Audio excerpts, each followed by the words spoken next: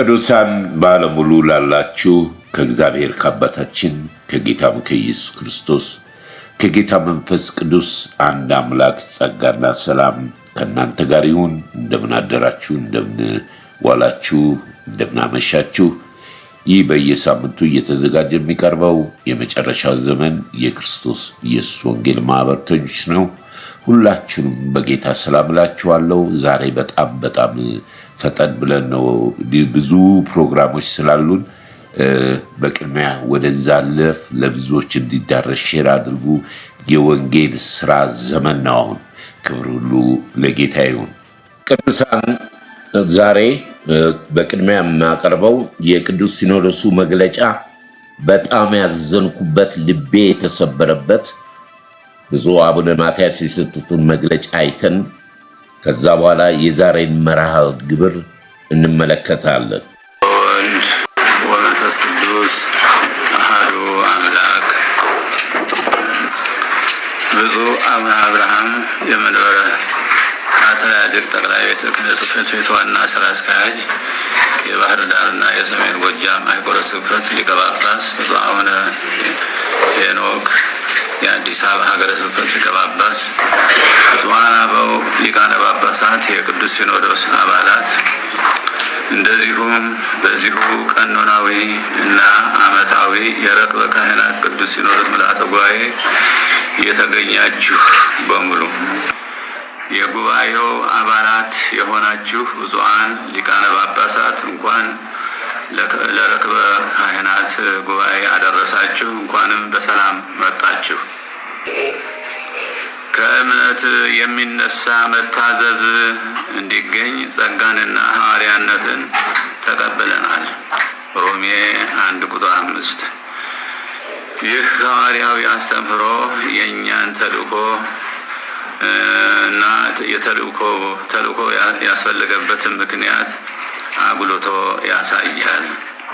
የተቀበልነው ስጦታም ምን ያህል ታላቅ እንደሆነ ምንባቡ ያስረዳል።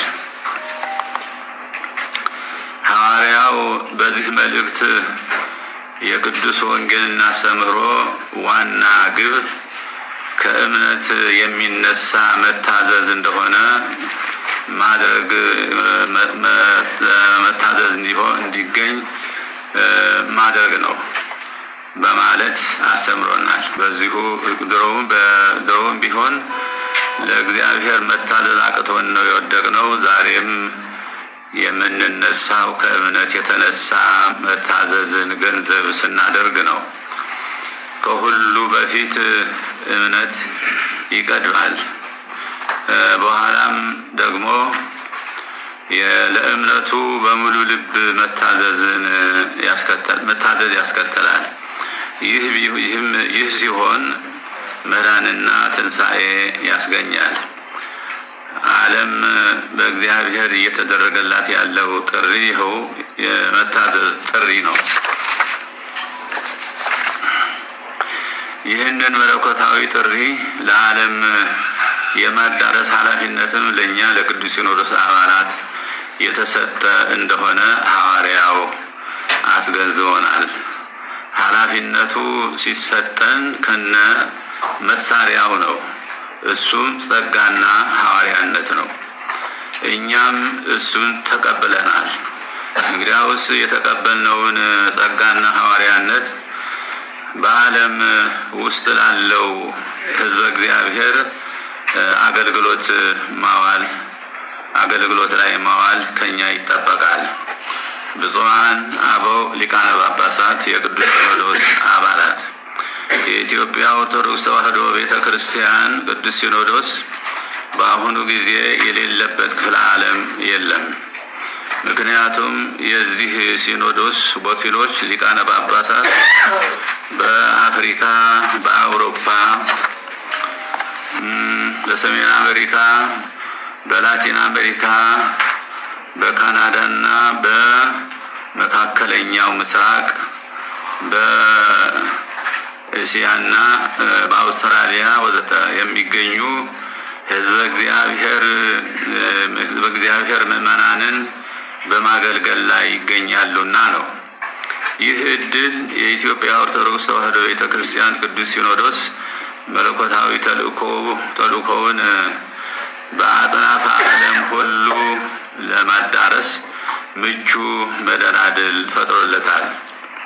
ከዚህም በመነሳት በየክፍለ ዓለሙ የሚገኙ የቤተ ክርስቲያናችን ሊቃነ ጳጳሳት ከትውልደ ኢትዮጵያውያን ባሻገር የየአካባቢውን ሕዝብ በማስተማርና በማቀፍ የተጣለባችሁን ሐዋርያዊ ተልእኮ በትጋትና በንቃት መወጣት ይኖርባችኋል። በማዕከል ሆኖ እየመራ የሚገኝ ቅዱስ ሲኖዶስም ለዚህ ተልእኮ ምቹ መደላድልን የመፍጠር ኃላፊነቱን በአግባቡ መወጣት ይገባዋል። በተለይም ትምህርተ ሃይማኖትንና ቀኖና ቤተ ክርስቲያንን የተማሩና በጥልቀት የተገነዘቡ ብስለትም ያላቸው እንደዚሁም በቋንቋና በስነ ልቡና እውቀት የላቀ ሀብተ ጸጋ ያላቸውን በሐዋርያነት እያሰለጠነ በአጽናፈ ዓለም ሁሉ ሊያሰማራ ይገባል። ብፁዓን ሊቃነ ጳጳሳት፣ የቅዱስ ሲኖዶስ አባላት፣ በብሂለ አበው ፀሐይ ለመስኮትዋ ሳታበራ ወዘተ እንደሚባለው ለሌላው በብቃት መድረስ እንችል ዘንድ እኛ የቅዱስ ሲኖዶስ አባላት የሲኖዶሱ መንበር በሚገኝበት ምድረ ኢትዮጵያ ከመቼውም የተሻለ ስራ በመስራት ለእግዚአብሔር መታዘዝ፣ ሕዝቡንም ማገልገል ይገባናል። ሁላችንም እንደምንገነዘበው በሲኖዶሳችን ያልታቀፉ ብዙ ወገኖች በሀገር ውስጥ አሉን። እነዚህ ወገኖች አንዳንዶቹ በተለያዩ ምክንያት ከኛ የወጡ ናቸው። ይሁን እንጂ የሄዱት ወደ ቤታቸው እንዲመለሱ፣ ሌሎችም ወደ መንጋቸው እንዲቀላቀሉ በርትቶ መስራት የዚህ ጉባኤ ተቀዳሚ ተልእኮ ነው። ምክንያቱም ጸጋንና ሐዋርያነትን የተቀበልንበት ዋናው ምክንያት ይህንን ለማድረግ ነውና። ከዚህ አኳያ የቤተ ክርስቲያናችን ተደራሽነት በሳሳበት አካባቢ ሁሉ የተለየ ትኩረት ሰጥተን መስራትና ተጨባጭ ለውጥ ማምጣት ይኖርብናል። ብፁዓን ሊቃነ ጳጳሳት፣ የቅዱስ ሲኖዶስ አባላት፣ የኢትዮጵያ ኦርቶዶክስ ተዋሕዶ ቤተ ክርስቲያን ውሉደ ክህነትና ምዕመናን የሆን ሁላችን ከሁሉ በፊት ያለንን አቅምና ብቃት በአግባቡ መገንዘብ ይኖርብናል። ለእግዚአብሔር ክብርና ምስጋና ይሁንና ለፈጣሪው በቆራጥነት የሚታዘዝ ምእመን ወጣት ካህን አለን። ይህ ትልቅ ጸጋ ነው። ይህንን ጸጋ ለእግዚአብሔር መንግሥት በሚመች ሁኔታ ዝቅ ብለን ማገልገል የክብር ነው። በመሆኑም ይህንን የእግዚአብሔር ሕዝብ በሐቅ፣ በቅንነት፣ በትጋትና በታማኝነት ቆመን ካገለገልነውና አባትነታችንንና መሪነታችንን በመልካም አሰራር በትክክል በህሊናው እንዲሰርጽ ካደረግን ይህ ኃይል ከጎናችን እንደማይለይ እርግጠኞች መሆን እንችላለን። ይህንን ካሳካን ለኛ የተሰጠ ኃይልና ብቃት በየትም የለም።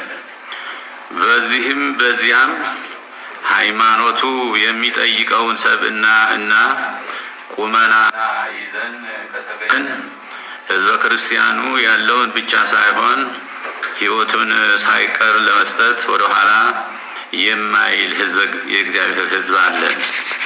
በተለይም ከሰላም እጦት የተነሳ በእጅጉ እየተጎዳ ያለው ሕዝባችን ሰላምና ፍትህ እንዲያገኝ በጸሎትም በትምህርትም በምክርም ተግተን መስራት አለብን። ከዚህ አንጻር ኢትዮጵያን ወደ ተሻለ ልማትና እድገት እናሻገራለን ብላችሁ እየደከማችሁ ያላችሁ ወገኖቻችን እባካችሁ መለስ ብላችሁ እናታችሁ የተንገላታችበትን እዩና በቃ በሉ። ሁሉን የሚያግባባ ነገር ፈልጉና ችግሮቹን በሰላማዊ ውይይት ፍቱ። በዚህ አማራጭ እናት ሀገር እፎይታ እንድታገኝ አድርጉ። ይህንም ለውድ እናት የሚደረግ ካሳ አድርጋችሁ ውሰዱት። የቤተ ክርስቲያናችን ወቅታዊ መልእክትና ጥሪም ይህ ነው። ብፁዕነቶን የእግዚአብሔር የአምላካችን ሰላም ከእርሱ ጋር ይሁን። የኢትዮጵያ ሕዝብም እንደ ክርስቲያን ብዙ የምንጠብቀው ነገር ነበር። በዘመኑ ሕዝቡ የነቃ ቤተ ክርስቲያን ደግሞ ባለችበት ሁኔታ ላይ በአባቶችም በመንፈሳዊ ሕይወትም የሚታየው ነገር ይፈታሉ የሚል ሕዝቡ ይጠብቃል። እንደጀመሩት እርሶ እንዳሉት በሐዋርያው ቅዱስ ጳውሎስ ጥቅስ ለዚህ ታላቅ ሐዋርያዊ ተልእኮ እንደተጠራ ይሄ ቅዱሳን ጳጳሳቶች ሐዋርያዊ አገልግሎትን በስራ በመተርጎም ይህ አገልግሎት በዓለም ሁሉ ላይ ላለችው የኦርቶዶክስ ቤተክርስቲያን የሚመለከት እንደሆነ ገልጠዋል። በዚህ ንግግሮች ውስጥ ኢየሱስ ክርስቶስን ያንጸባረቀ ወንጌልን ያንጸባረቀ ለሰው ልጆች በምድር ላይ መፍትሄ የሆነውን ነገር ሲገልጹ አልሰማንም። ሐዋርያነት ተልእኮ ለዚህ ወንጌል ሐዋርያ እንድሆን ከሰው ሁሉ ጭንጋፍ ለመሆን ለኔ ተሰጠኝ፣ ታማኝ አድርጎ ስለቆጠረኝ ለአገልግሎቱ ሾመኝ፣ ሐዋርያ አደረገኝ ያለው ጳውሎስ ስለ ክርስቶስ ኢየሱስ ወንጌል ይህንን ወንጌል ባልሰብክ ወየውልኝ ዕዳ አለብኝ ያለው ሐዋርያ ጳውሎስ ሐዋርያነቱ ተልኮ ለወንጌል ለክርስቶስ እንደሆነ ለምንድነው እርሶ ወንጌል ብቻ ይሰበክ ክርስቶስ ይሰበክ ወደ ብርሃን ይምጡ አንዳንድ ጳጳሳቶች ህዝባችን በጨለማ ውስጥ ነው ያለ እያሉ እርሶ በግልጥ ስለ ወንጌል ስለ ክርስቶስ ስለ ቤተክርስቲያን ስለ ሐዋርያት ተልኮ መናገር ለምን አፈሩ ለምንድነው ያፈሩት የቤተክርስቲያኗ ተልኮ ምንድነው ያደረጉ ያሉት የሰው ነፍስ የመዳን ጉዳይ ሳይሆን የአንድ ተቋም የኦርቶዶክስ መኖር ለኦርቶዶክስ ያውም ለእናታችሁ ብላችሁ ወይንም ደግሞ ከተለያየ ፖለቲካዊ ጋር በማያያዝ ሰላም እንደሌለ ህዝቡ በችግር ውስጥ እንዳለ ሲገልጡ የሰላም አምላክ የሰላም ጌታ ክርስቶስ የሌለበት ለክፎች ሰላም የላቸውም እያለ ወንጌልን መግለጽ ይሄንን በዚህ ዘመኖ ተናግረው ቢያልፉ ወንጌልን ስበኩ ክርስቶስን ስበኩ ቤተክርስቲያናችንን ትጽራ እንዳሉ ቢናገሩ ስሞ በወርቅ መጽሐፍ ተጽፎ ለትውልድ በተነገረ ስለ ወንጌል ስለ ክርስቶስ ስለ ቤተክርስቲያን ተልኮ ስለ ሐዋርያት ተልኮ ተናግረው ለምንድነው መናገር ያቃተውት ለምንድነው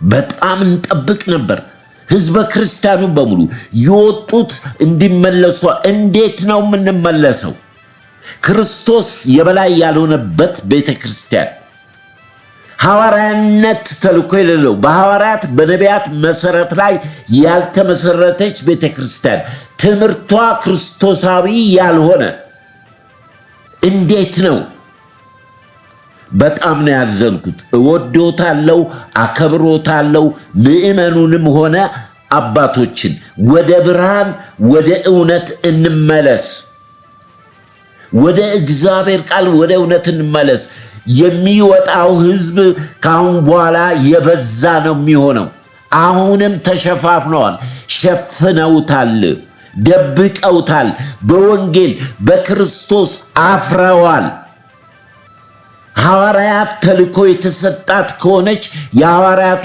ተልኮ ለምን አላብራሩትም ምንድነው የሐዋርያቱ ተልኮ በዘመናቸው በዚህ ምድር ላይ ክርስቶስ ሰጥቷቸው በመንፈስ ቅዱስ የሰሙትን ያዩትን የዳሰሱትን መሰከሩ ዝም ልንል አንችልም አሉ የተሰቀለውን ክርስቶስ ሰበኩ ሌላ ወንጌል እየተሰበከ ህዝቡ ጨለማ ላይ ነው ህዝቡ ጦርነት ላይ ነው ህዝቡ ሰላም የለውም ማለቱ ምን ይጠቅማል እንደ አባ ከርሶ ይጠበቅ የነበረው ክርስቶስን መግለጥ በመንፈስ ቅዱስ ኃይል ለነፍሳት መዳን ለልጆቹ ለህዝቡ ለናቶች ለአባቶች መዳን ነው ስለዚህ ክርስቶስን ሸፍነውታል የሐዋርያት ተልኮን አልገለጡትም የሚሰሙትም ደግሞ በስራ ይገለጥ የሐዋርያት ተልኮ ካሉ ክርስቶስ ያለው ሂዱ ወንጌልን ስበኩ ያመነ የተጠመቀ ይድናል እነሆ እናንተ ደካሞች ሸክማችሁ የከበደ ነው ወደ እኔ ኑ እኔም አሳርፋችኋለሁ የሰላም አምላክ የሰላም ጌታ ክርስቶስ ነው ለምን ተሸፈነ ይህንን ያልኩበት አባታችን የጠበቅነው ህዝቡ የጠበቀው ብዙ ነገር ነበር ያሉትን ስለዚህ በንግግሩ ላይ ክርስቶስ የለም ወንጌል የለም እንመለስ እውነቱን ግለጡት እግዚአብሔር መንፈስ ቅዱስ ወደ እውነት ሁሉ ይምራችሁ በክርስቶስ ፍቅር እወዳችኋለሁ ስለ ቅዱሳኑ መንፈስ ቅዱስን ልኮ ስለ ቅዱሳኑ የሚማልድ ጠበቃ አስታራቂ እውነተኛ ዳኛና እውነተኛ የዓለም መቤዣ መዳኛ የሆነው ክርስቶስ ኢየሱስን እስኪመጣ ድረስ እስኪመለስ ድረስ በተሰጠን አደራ ለነፍሳት ለሰው ልጆች በሙሉ ይህንን የመዳኛ መንገድ ሳይበረዝ ሳይሸቀጥ ከቃሌም አለ ቃሉን ጌታ መንፈስ ቅዱስ በሰጠን ጸጋ እርስ በርስ የምንጽናናበት የምንማማርበት ቻናል ነው። ስለዚህ ሁላችሁንም በጌታ ሰላም እላችኋለሁ። እግዚአብሔርን ስለናንተ አመሰግናለሁ። ባለፈው ሳምንት ያው እንዳየነው ከሰዱቃውያን ከፈሪሳውያን እርሾ ተጠበቁ የሚል ተመልክተናል። ዘመኑ እየተፈጸመ የጌታ ምጽአት እየቀረበ የዚህ ዓለም ገዢ ራሱን እስከሚገልጥ እኔ አምላክ ነኝ እስከሚል ድረስ በተለያየ የሃይማኖት አቋምና በሱ ሰዎች እዛ ላይ አንዱ ካንዱ ድንጋይ ሲወራወር እኛ የተሰጠን እግዚአብሔር መፈለግንም ማድረግን በሰዎች ውስጥ የሚያስቀምጥ እግዚአብሔር ስለሆነ የኛ ድርሻ የመዳኛውን መንገድ ብርሃን ማሳየት ሃይማኖት አይደለም፣ ክርስቶስን ነው ልንሰጥ ያለው። ወንጌል ክርስቶስ ነው። የምናነበው ግን በመንፈስ ቅዱስ የተጻፈ መጽሐፍ ቅዱስ ነው። መጽሐፍ ቅዱስ እናነባለን፣ ወንጌል ግን ክርስቶስ ነው። ክርስቶስን እንገልጣለን። ሚስጥር የሚባል በአዲስ ኪዳን ውስጥ የለም። የፕሮቴስታንት አማኝ ሚስጥርን አያውቁም የሚል አንድ ሰባኪ ሲናገር ሰምቻለሁ። እግዚአብሔርን አመሰግናለሁ። ይሄን አናውቅም፣ ሚስጥር አናውቅም። ምክንያቱም በእግዚአብሔር ቃል ላይ ነቢያቶች ይመራመሩ የነበረው ሚስጥር ሐዋርያ ቅዱስ ጳውሎስ መቼም ከሱ የበለጥነን የሚሉ ትውልድ ነው ያለው።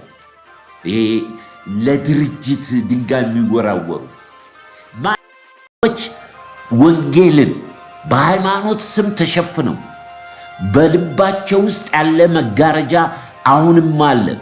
ስለዚህ እንደ አባቶቻችሁ ልባችሁን እልኸኛ አታድርጉ። እነሱ በኪዳኔ ስላልሄዱ በምድረ በዳ ቀርተዋል።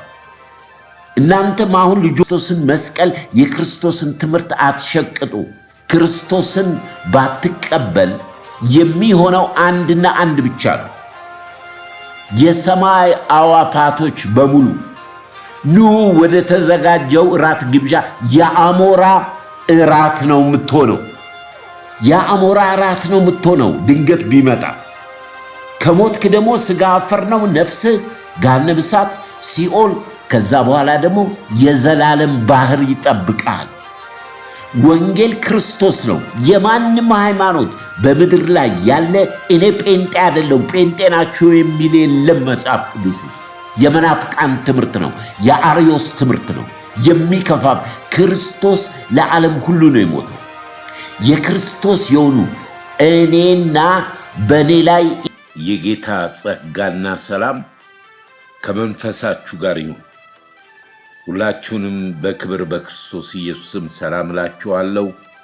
ከእኛ ጋር አብራችሁ የምታገለግሉ ባለፉት 2 ሳምንት አልባረኳችሁም። ብዙዎች ሼር እያደረጋችሁ ሰብስክራይብ ያደረጋችሁ በዚህ ሰሞኑን በተነሳው በኢትዮጵያ ኦርቶዶክስ በክርስቶስ ቤዛነት፣ አማላጅነት፣ መካከለኝነት ብዙ በሚዲያ ላይ ወይንም ብዙ ነገሮችን ተመልክተናል። የጌታ መንፈስ እንግዲህ ዳዊት እንደሚል እግዚአብሔር አንድ ጊዜ ተናገረ፣ እርሱም ብቻ ሰማሁ፣ ኃይል የእግዚአብሔር ነው ይላል። ይህንን ነገር ዛሬ የመጨረሻ ነው። እዛ ነገር ላይ አንቆምም።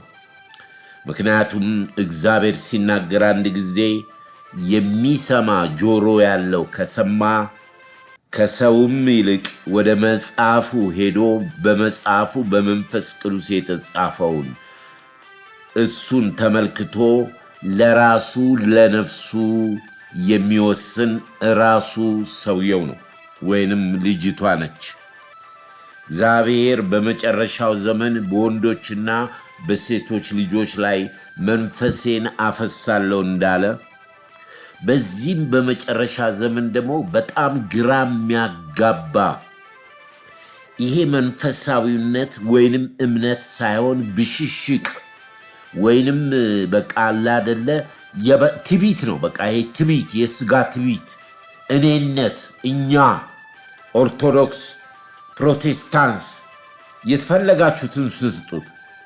ህይወት ጨዋታ አይደለም። የመስቀሉ ስራ ጨዋታ ቀልድ አይደለም። እግዚአብሔር ዋጋ የከፈለበት መለኮት ስጋ ለብሶ ወደ ምድር የመጣበት ሃይማኖተኛ ሞልቷል። የሚያምነው ብዙ ሃይማኖቶች የሚያምኑት ያመኑትን ነው። የተላከውን ክርስቶስን መጽሐፍ የሚለውን ሳይሆን እያመኑ ያሉት እናምነዋለን የሚሉትን እንጂ እውነት ገብቷቸው እግዚአብሔር በቀጠረው ሰዓትና ጊዜ የነፍስ ጥሪ ይህንን ዓለም ጥለን ስንሄድ በሕያው በእግዚአብሔር ፊት ስንቀርብ የሰው ልጅ ምን መልስ እንደሚሰጥ አላውቅም።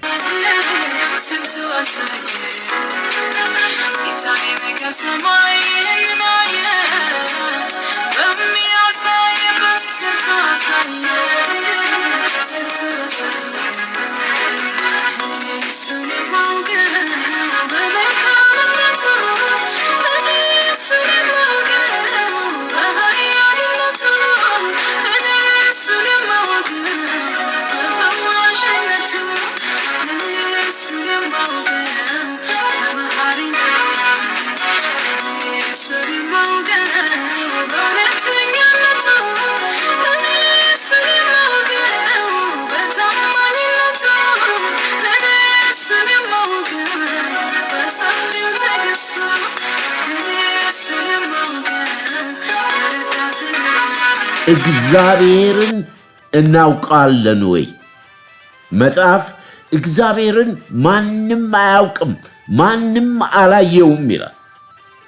አንድ ልጁ በእቅፎ ያለው መለኮት ስጋ ለብሶ ወደ ምድር የመጣው ኢየሱስ ገለጠው፣ ተረከው። እኔን ካያችሁ እኔን ከሰማችሁ አብን አያችሁ አለ።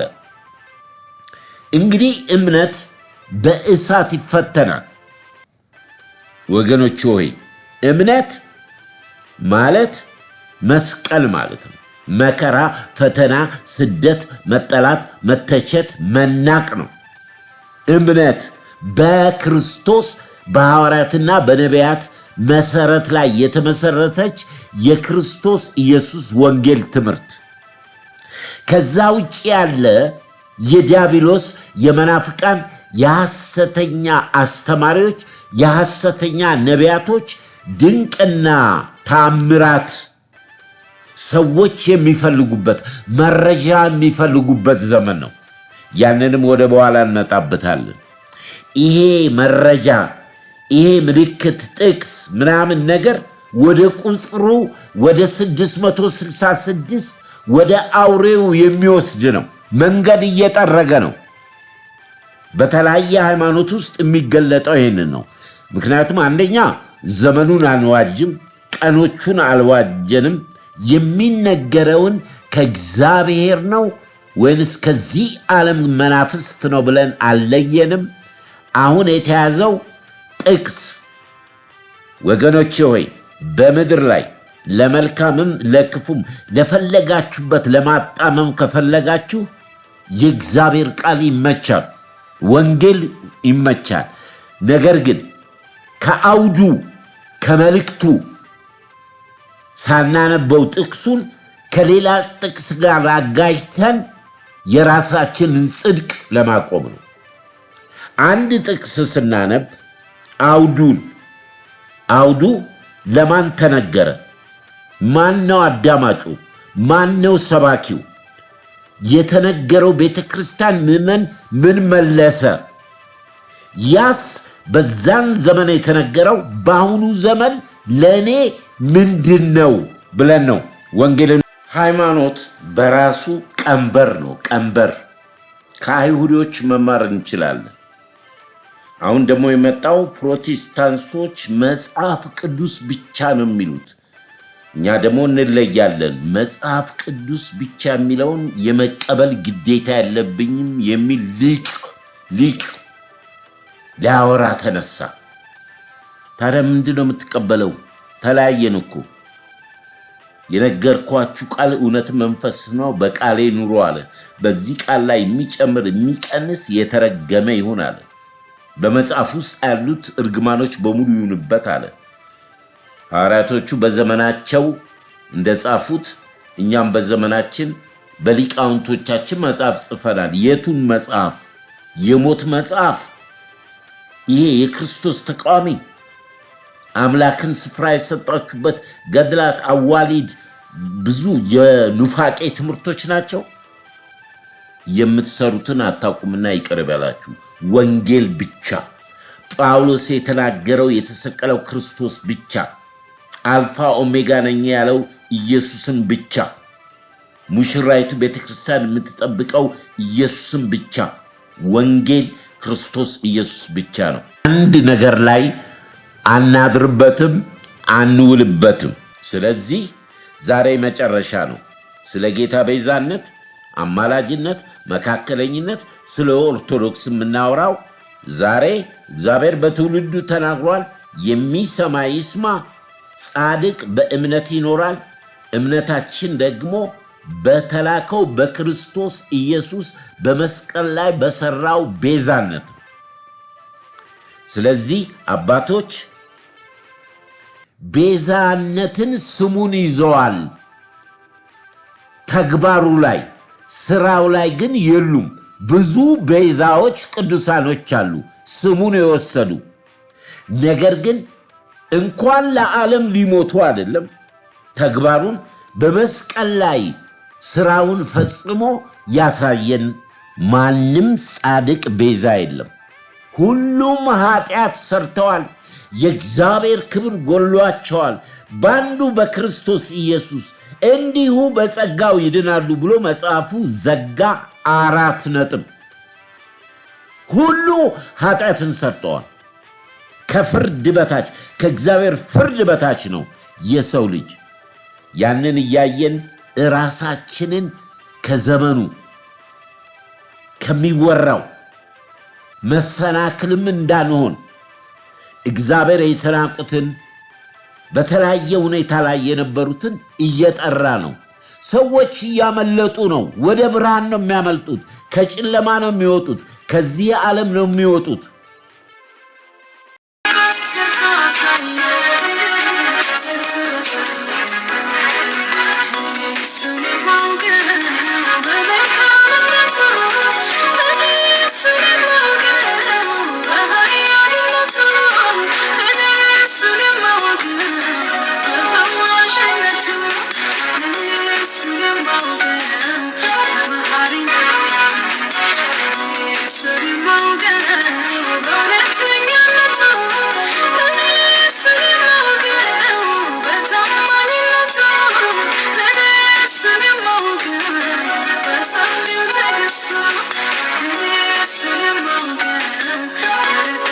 ዘመኑ ራሱ የሚጠይቅ ትውልድ ተነስቷል።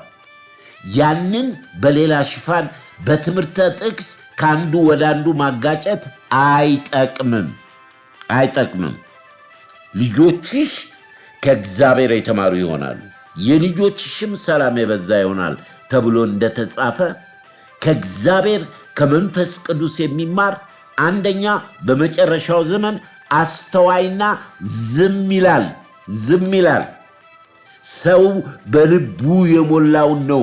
ብዙዎች አማኝ ነን ይላሉ፣ የሚያምኑት እምነታቸውን እንጂ የተላከውን ክርስቶስ የፈሰሰውን መንፈስ ቅዱስ አይደለም።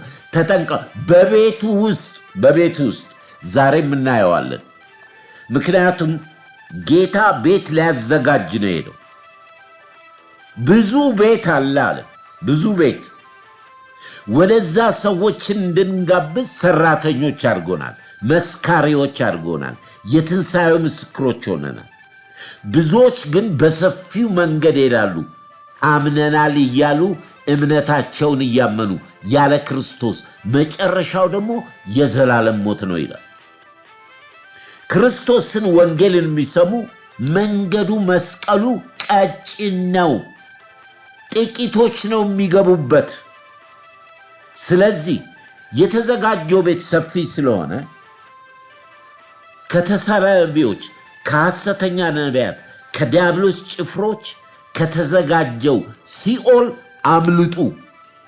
ለሚሳደቡ፣ ለዲያብሎስ፣ ለሐሰተኛ ነቢያት፣ ለመናፍቅ፣ ለአርዮስ ትምህርት ነው ሲኦል የተዘጋጀው። ልባቸውና ዓይናቸው የጨለመባቸው ወንጌል የተዘጋባቸው ለማያምኑት ነው ይላል። እኔን ተመልከቱኝ፣ ከኦርቶዶክስ እምነት ወደ ክርስቶስ የመጣ እንዴት ይነቀፋል? ሳኦል፣ ሐዋርያው ጳውሎስ የአይሁድን የሕግ መጽሐፍ ጠንቅቆ ያወቀ በገማልያ እግር ስር በዘመኑ ዩኒቨርሲቲ የታወቀ ትምህርት ቤት የተመረቀ ነቀፋ የሌለበት አይሁዳዊ ለሃይማኖቱ በጣም የቀና ክርስቶስ ሞትን ድል አድርጎ ከተነሳ በኋላ ሐዋርያቶቹ ክርስቲያኖቹ ወንጌል ሲሰብኩ የሚያሳድድ ከካህናት አለቃ ደብዳቤ ይዞ ከየቤታቸው እየጎተተ የሚያስደበድብ የሚያሳስር በስተመጨረሻ እስጢፋኖስን ወገኖች ሆይ የሐዋርያት ሥራ ምዕራፍ 5 ላይ ትልቁን ስብከት የሰበከ እስጢፋኖስን በድንጋይ ያስወገረው ሳኦል ሐዋርያ ጳውሎስ የብንያም ነገድ ከብንያምም ነገድ ዕብራዊ ከዕብራዊም ዕብራዊ የአብርሃም ነገድ ነኝ ያለ የናዝሬቱ ኢየሱስ በደማስቆ ጎዳና አገኘው። የሚያሳድደውን ኢየሱስ መሆኑን አላወቀም። ቅዱሳንን ሲያሳድድ፣ ሲሳደብ፣ ሲያሳስር፣ ሲያስገርፍ በእነሱ ውስጥ ያለውን ክርስቶስን ነው። ልብ በይኝ፣ አንደበትሽን ጠብቂ። ወደ ክርስቶስ የመጡ እግዚአብሔር የራራላቸው ብርሃን የበራላቸው ነፍሳቸው ከሲኦል ያመለጠች ነች። ጴንጤዎች አይደሉም፣ የእግዚአብሔር ልጆች ነው የሚባሉት መጽሐፉ የሚለው።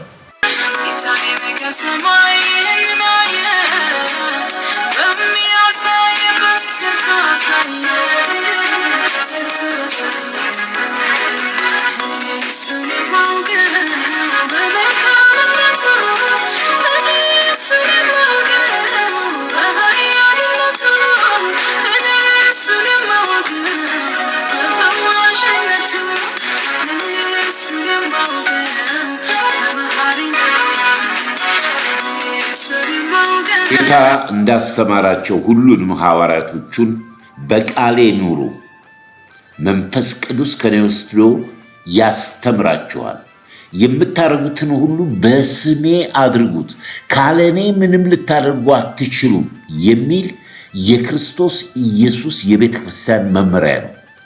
በእግዚአብሔር ቃል መኖር፣ አለመሸቀጥ፣ አለመጨመር፣ አለመቀነስ፣ የምታደርጉትን ሁሉ በስሜ አድርጉት፣ ካለ እኔ ምንም ልታደርጉ አትችሉም።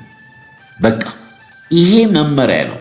ስለዚህ ቆም ብለን ዛሬ ከአባቶች ምን ሰማዋለ፣ ከቅዱሳን ምን ሰማዋለ፣ እኛም የመጨረሻው ዘመን የክርስቶስ ኢየሱስ ወንጌል አገልጋዮች፣ መስካሪዎች ከተሰቀለው ክርስቶስ በስተቀረ መልእክት የለንም። ብዙ ጊዜ የተለያዩትን ማቀርብላችሁ የማምነው ጌታ እንዳዘዘ ጸጋን መካፈል ነው። ያለፈው ሳምንት እንዳየነው ሐዋርያ ቅዱስ ጳውሎስ ወደ ሮም ክርስቲያኖች የናፈቀው መጥቼ ጸጋችሁን ልካፈል እፈልጋለሁ፣ ናፍቄያለሁ፣ እምነታችሁ በዓለም ሁሉ ስለተሰማ። ይሄ በእናንተ ውስጥ ያለው ክርስቶስ ባይብል ጥናት የምናደርገው ወገኖች ሆይ እግዚአብሔርን ለማወቅ ወደ ክርስቶስ ኢየሱስ ለማደግ ነው። ወደ ጌታ እደጉ አለ። ስለዚህ ይህንን በተመለከተና የጠቀመ ነገር ስላለ ባለፈውም ብዙዎቻችሁ ሼር አድርጋችኋል። ጽዋችን ሙሉ ነው። በጌታ ነው የምናምነው፣ በቃሉ ነው የምናምነው። አንዱ 30 አንዱ 60 አንዱ 100 ፍሬ ያፈራል። ፍሬ የማያፈራው በግንዱ ላይ በእኔ ላይ ቅርንጫፍ ሆኖ ፍሬ የማያፈራውን እኔ አይደለሁም አለ ጌታ፣ አባቴ ያስወግደዋል። ገበሬው አባቴ ነው፣ እኔ ግንድ ነኝ። እናንተ የወይን ቅርንጫፍ ናችሁ። በእኔ ሆናችሁ ፍሬ ባታፈሩ አባቴ ያስወግደዋል። ኢየሱስ የለበትም። ጌታዬ ጌታዬ ብትል ዋጋ የለውም። የተጠራው ፍሬ ለማፍራት ነው። ፍሬ የሚያፈሩትን ያስወግዳል ካለ በኋላ ፍሬ የሚያፈሩትን እነኝን ደግሞ እንደገና ምን ያጠራቸዋል ለሌላ ፍሬ። ለዚህ ነው 30፣ 60፣ 100 ፍሬ ተሰጠን። ደስ ይለኛል በየሳምንቱ። ምክንያቱም ጌታ የጠየቀው 2 እና 3 ከሆናችሁ ነው ያለው። 60 ሰው 100 ሰው ሲገባ ጽዋዬ ሙሉ ነው። እሱን ከማገልገል አላቆምም፣ አላፍርም፣ በወንጌል አላፍርም። ስለዚህ በጌታ ፍቅር እወዳችኋለሁ። ሼር አድርጉ፣ አብረን እናገልግል፣ ዘመኑን ዋጁ። ወገኖች ሆይ እምነት ከመስማት ነው፣ መስማትን የእግዚአብሔር ቃል ነው። ከምስክርነታቸውና ከበጉ ደም የተነሳ ድል ነሱ ስለሚል ከተለያዩ ወገኖች እውነተኛ የሆነውን ጸጋ መካፈል በጣም በጣም በጣም ይጠቅማል።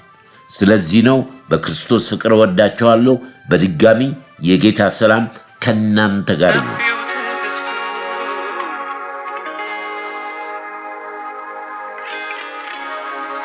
አባትዬ የኔ ወዳጅ ወዳጅ ኑሮዬ ባንተ እጅ አባትዬ የኔ ከለላ ከለላይ አባትዬ የኔ ወዳጅ ወዳጅ ኑሮዬ ባንተ እጅ አባትዬ የኔ ከለላ ከለላይ በጥላ ስር ነው ማረፊያዬ እኔ እሱን የማውቀው በታማኝነቱ እኔ እሱን የማውቀው በታጋሽነቱ እኔ እሱን የማውቀው በሰፊው ትዕግስቱ እኔ እሱን የማውቀው ጌታዬን የማውቀው በታማኝነቱ እኔ እሱን የማውቀው አሉ። ስርዓቱ መጽሐፍ ቅዱስ ቀለም ቀብተ ነው እንደዚህ አቅፈን በጣም ዊል እንዲሆነ ሰውን ሁሉ የሚያበሽቅ ሰውን ሁሉ የሚያናድድ የራስን ጥቅም ቅድሜ ያደረገ ሰውን ኦፌንድ የሚያደርግ ነገር ሰርቶ መንፈሳዊ መስሎ ረጅም ቀሚስ ለብሶ እግዚአብሔር ቤት መጥቶ እንደዚህ ብሎ መዘመር አይደለም። የምታደርጉትን ሁሉ ለማክበር እግዚአብሔር ክብር አለ። ስራ ቦታ የምታደርጉት ለእግዚአብሔር ክብር ይሆናል ወይ? ይሄ የማደርገው ነገር እግዚአብሔርን ያከብራል ወይ? ሰዎችን ደስ ያሰኛል ወይ? ሰዎች ወደ እግዚአብሔር ቤት እንዲመጡ ያደርጋል ወይ? ማሰናከያ አይሆንም ወይ? በሉና ጠይቁ። ጳውሎስ እንደሱ ነው። የእውነት ወንጌል ሲያገኛችሁ ስርዓት አልባ አትሁኑ። ድናችኋል፣ እንደ ልብ አትሁኑ፣ ስርዓት ይኑራችሁ ነው እኮ የሚለው። እነሱን ገልብጠው ሊከሱት ፈልገው ያውቃሉ። ጳውሎስን ሊከሱት ፈልገው ያውቃሉ። የሚያደርገው ነገር ደብሯቸው። ምክንያቱም እሱ ይሄ ገብቶታል፣ የሚኖረው ለእግዚአብሔር ክብር እንደሆነ ገብቶታል። ብርሃን አግኝቶታል፣ ብርሃን በርቷል። ደማስቆ ላይ አግኝቶታል፣ የእውነት ወንጌል አግኝቶታል።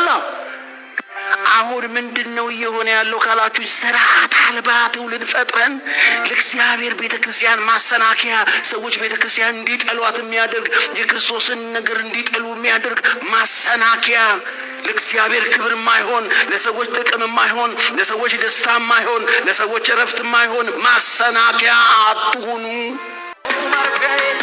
እኔ እሱን የማውቀው በታማኝነቱ እኔ እሱን የማውቀው በታጋሽነቱ እኔ እሱን የማውቀው በሰፊው ትዕግስቱ እኔ እሱን የማውቀው ጌታዬን የማውቀው በታማኝነቱ አንተነን ነው እንዴ? ሌላ ቤዛ ካለ እኮ የሁሉ ደፈሶ ነበር፣ የሁሉ እኮ ተሰውቶ ነበር። ግን አልተቻለ። መጽሐፍ በግልጥ የሚነግረን አንድ ቤዛ ነው ያለው። ራሱን ለማን ይሰጥ? ለሁሉ ቤዛ ይሰጥ። እውነት እናገራለሁ አልዋሽም። እውነት የትኛው ነው? ራሱን ስለ ሁሉ ቤዛ የሰጠው ክርስቶስ ፍጹም ሰው ፍጹም አምላክ የሆነ በእግዚአብሔርና በሰው መካከለኛ የሆነ ሊቀ ዮሐንስ አፈወርቅ የቤተ ክርስቲያን አባት ከመላእክትና ከኃይላት ሊቀ ካህናት አላስነሳልንም፣ ለምን ሲባል እኛን የሚቤዡበት ስጋ የላቸውም። ለኛ የሚያፈሱት ደም የላቸው። ዛሬ ሚካኤል ምን የሆነበት ቀን ነው ሲባል አይ ሚካኤል የሞተበት ቀን ነው እና ቀላል የሚመስል ግን ከባድ ትምህርት ነው። ይሄ አሁን እንደ አፈ ታሪክ ይመስላል እንጂ በቤተክርስቲያን ካህናት ዘንዳ ካህናት መላእክት ስጋ ለባሳያን እንደሆኑ አድርገው የሚቆጥሩ ብዙዎች እንዳሉ ግልጽ። ስለ ቅድስት ድንግል ማርያም ደግሞ ተገቢውን መጽሐፍ ቅዱስ የሚለውን ማለት አለብን።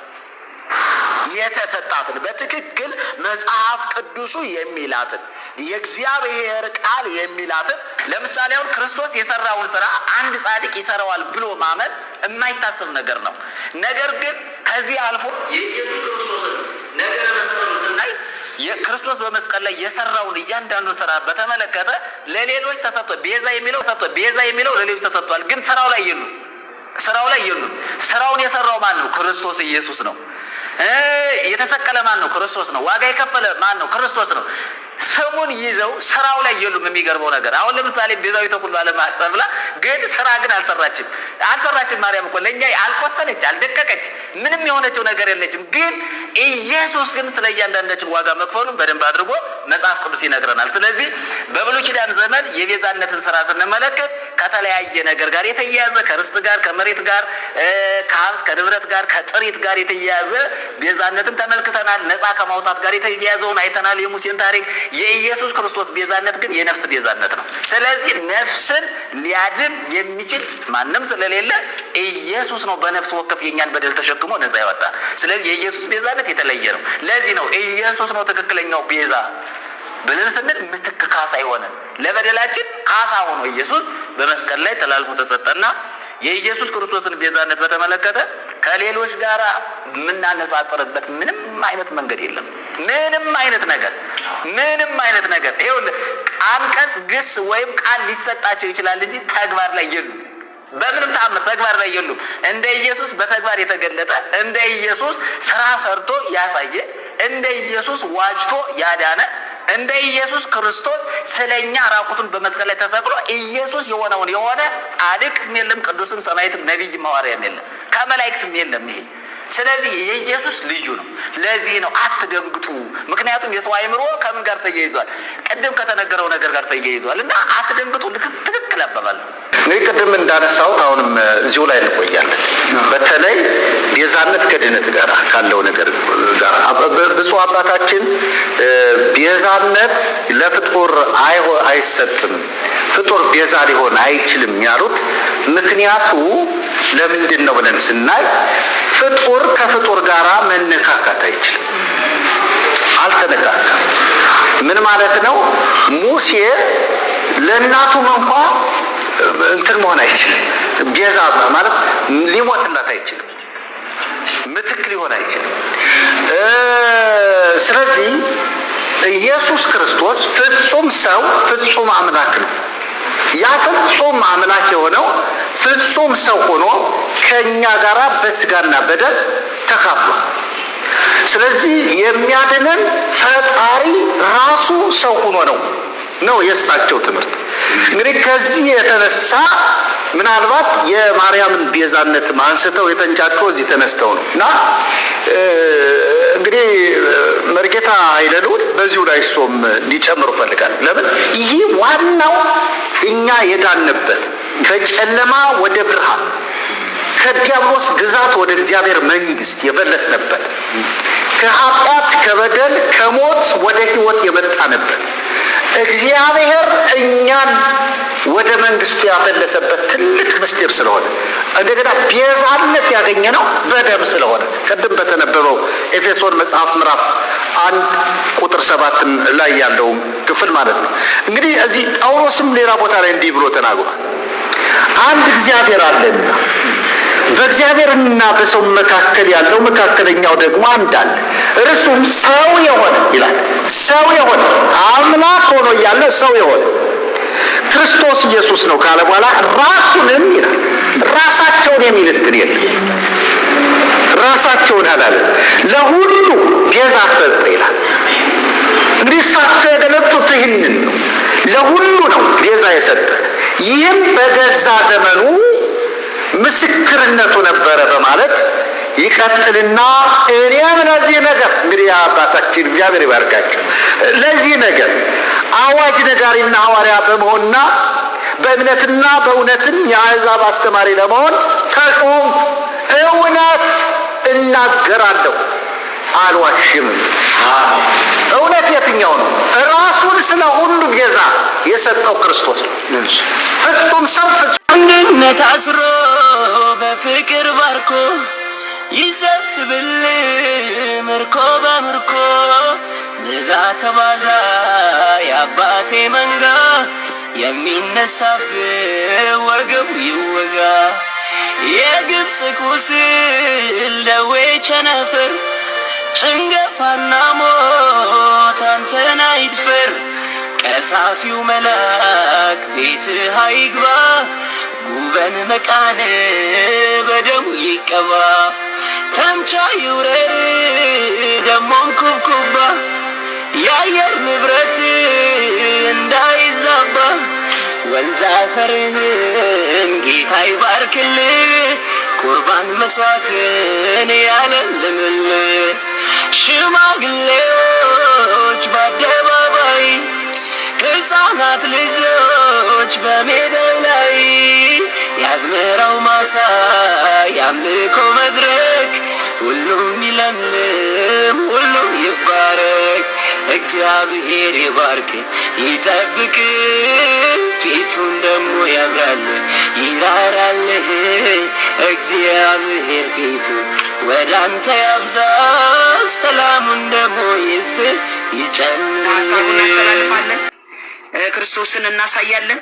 መታያችን እሱ ስለሆነ በቃሉ መሰረት ደግሞ የሰውኛውን ሀሳብ በቃሉ መሰረት እናፈርሳለን። አሁን ይህ በጣም ደስ የሚል የሥራ ዘመን ነው። ለወንጌል አማኞች በጣም የሥራ ዘመን ነው። አሁን በጣም ሁላችንም ቢዚ የሆንበት የሥራ ዘመን ነው። የሰሞኑ የወንጌል ትኩሳት የክርስቶስም እውነተኛ ወንጌል የእግዚአብሔር ቃል ለትውልዱ እንዲደርስ እንግዲህ አሁን በዘመናችን በእኔና በእናንተ ጊዜ የምናየው ትውልዱን ወደ ጨለማ የሰደደው ብዙ ጥፋት ውስጥ በአጠቃላይ እንደ ትውልድ እንደ ሀገር ወንጌልን አለመስበክ እውነተኛው ወንጌል አለመሰበኩ እዚህ አድርሶናልና አሁን ግን እግዚአብሔር በቃ ያለ ይመስላል። ኢናፍ ኢዝ ኢናፍ ብሏል እግዚአብሔር። ኢናፍ ኢዝ ኢናፍ ለሁሉም መጠን አለውና የትውልድ ነገር የተረተረት ነገር ጽዋው ሞላ። አሁን ጽዋው ሞላ። ስለዚህ ከዚህ በኋላ የሚመጣው የሚገለጠው ነገር የክርስቶስ የእውነት ወንጌል ነው እየበራ ያለው። እውነት ሲበራ ደግሞ ወንጌል ሲበራ ብርሃን ሲበራ የሚሸሸው ማን ነው? ዲያብሎስ ነው። የሚሸሸው ማን ነው? ጨለማን። አሁን የኦርቶዶክስ ቤተክርስቲያን የእምነት ስርዓቷ የተደፈነው ነገር ሲገለጥ አፍረተ ስጋ ነው የተገለጠ። አሁንም በዚሁ ከቀጠሉ እርግጠኛ ነኝ እኔ የክርስቶስ ወንጌል አሸንፎ እግዚአብሔር ለንስሐ ጊዜ እየሰጣቸው ነው። የክርስቶስ ወንጌል ግን ማሸነፍ አይቀርም። ግን አሁን መውጣት አለበት። ጉዱ መውጣት አለበት። ጉዱ ወጥቶ ትውልድ አውቆት የኢየሱስ ክርስቶስን ድምጽ ሲሰማ የሚደነግጥ፣ የሚሳደብ፣ የሚበሳጭ፣ የሚያንጓጥጥ ትውልድ ነው ኦርቶዶክስ ያፈራቸው። ከዋናው ጋር ነው የተጣሉት። ከዋናው ጋር ነው ድርድራቸው። ወገኖቼ ምንድን ነው ጴንጤ ያደረገን ነገር? ምንድን ነው? እውነት ስንዴ ነው? እውነት የተባለው እርዳታ ነው? ምንድን ነው? ጌታ ቤት እንድንሰበሰብ እሁዳችንን እንዲህ እንድንሰበሰብ ያደረገን ምንድን ነው? ኢየሱስ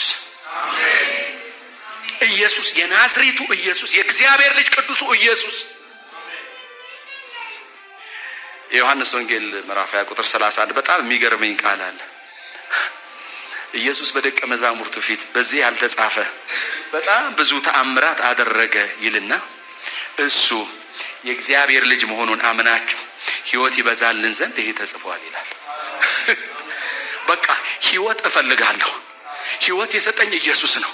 ሌላ ስለሌለ ኢየሱስን መናገሬ አማራጭ አይደለም፣ ግዴታዬ ነው። ምንድነው ዛሬ ይሄ ቃል ሊለን የፈለገው? ምንድነው የሐዋርያ ሥራ ምዕራፍ 4 ዛሬ ለዚህ ጉባኤ ሊናገር የፈለገው? አትፍሩ፣ ውጡና አደባባዩን ተናገሩበት። መስሪያ ቤታችሁን ተናገሩበት፣ ትምህርት ቤታችሁን ተናገሩበት፣ የሥራ ስፍራችሁን ተጠቀሙበት። ፑልፒታችሁ እሱ ነው፣ ማይካችሁ እሱ ነው። አደባባይ ነው ስራው ያለው። ኢየሱስ የሚነገረው በአደባባይ ነው። ምን ሸሽገው እውነት የለንም። ምን ደብቀው እውነት የለንም። ምን ናፍርበት እውነት የለንም። የኛ እውነት አንድ ነው። ባይዘዌ እውነት አንጻራዊ አይደለም፣ አንድ ነው። እውነት ልታነጻጽረው አትችልም። ኦኬ እኔም እውነት የሱም እውነት ምናምን ልጥለው አትችልም። ያለው እውነት አንድ ነው። እሱ ኢየሱስ ይባላል። ራሱን ያለው እውነት፣ ሕይወት፣ መንገድ እኔ ነኝ ያለ። ከሱ ውጭ ልንናገር አንችልም ወገኖቼ። ሪቫይቫል እንጠብቃለን። አሁን በርሾ ሲናገር ሪቫይቫል እንጠብቃለን። ሪቫይቫል እንዲመጣ መጀመሪያ ልንሰራው የሚገባ ነገር አለ። በኢየሱስ አለማፈራችንን፣ በኢየሱስ አለማፈርህን አደባባይ ወጥተህ ልትናገር ይገባል። አንተ በተራራ ላይ ያለህ ከተማ ነህ። አንቺ በተራራ ላይ ያለሽ ከተማ ነሽ። በተራራ ላይ ያለ ከተማ ሊደበቅ አይችልም። ሲጨልምና የከተማው ብርሃን ሲበራ ከተማ አለ። በቃ ሊደበቅ አይችልም። ልትደብቀው አትችልም። ጴንጤነትን ልትደብቀው አትችልም። በጌታ መሆንን ልትደብቀው አትችልም። መዳንን ልትደብቀው አትችልም። አንተ እግዚአብሔር አብ የላከውን የኢየሱስ ክርስቶስን ተልእኮ ተሸክመ የምትሄድ ምርጥ ዕቃ መሆንን ልትደብቀው አትችልም። ኢየሱስ እጅህን ይዞ እንደዚህ ወካ አድርጎ አፊት መስክሮልኛል ሲል አንተ ኢየሱስ እኮ ነው እጅህን ይዞ እንደዚህ ወካ አድርጎ አፊት አቁሞ መስክሮልኛል ሲል በኢየሱስ ለአንተ ሲመሰከርልህ እንደምን አይነት እኮ በጣም ሚራክል ነው። እንደሚደንቅ እኮ ነው። ይሄን ለማድረግ ግን ዋጋ ክፈሉ አልተባለም። ተናገሩ ብቻ። ኧረ በጌታ በመናገር ብቻ፣ በማውራት ብቻ ክርስትናን እኮ ኢየሱስ እንዴት የመጨረሻ ጣፋጭና ቀላል እንዳደረገው ታውቃላችሁ? ከብዶብን የነበረው የአፊት፣ ጠፍቶብን የነበረው ህይወት፣ ግራ ተጋብተን የነበርንበትን ከዚያ አውጥቶ ህይወት ሰርቶ ሰጥቶን። ስራ እኮ ነው የተሰራው መስቀል ላይ። ባይዘው ጨዋታ እኮ ትርኢት እኮ አይደለም። ስራ እኮ ነው የተሰራው ተሰርቶ አልቆ። ከዚያስ በተሰራው ስራ ላይ ባልነበርንበት ባላየነው ኑ ተብለን አቤት ስንት ተሸለሙ። እንዴ አልነበርንም እኮ እኛ አላየንም። አትኑሩ። እናስ ታላቅ ወንድማችሁ ኢየሱስ ነገሩን ሰርቶታል።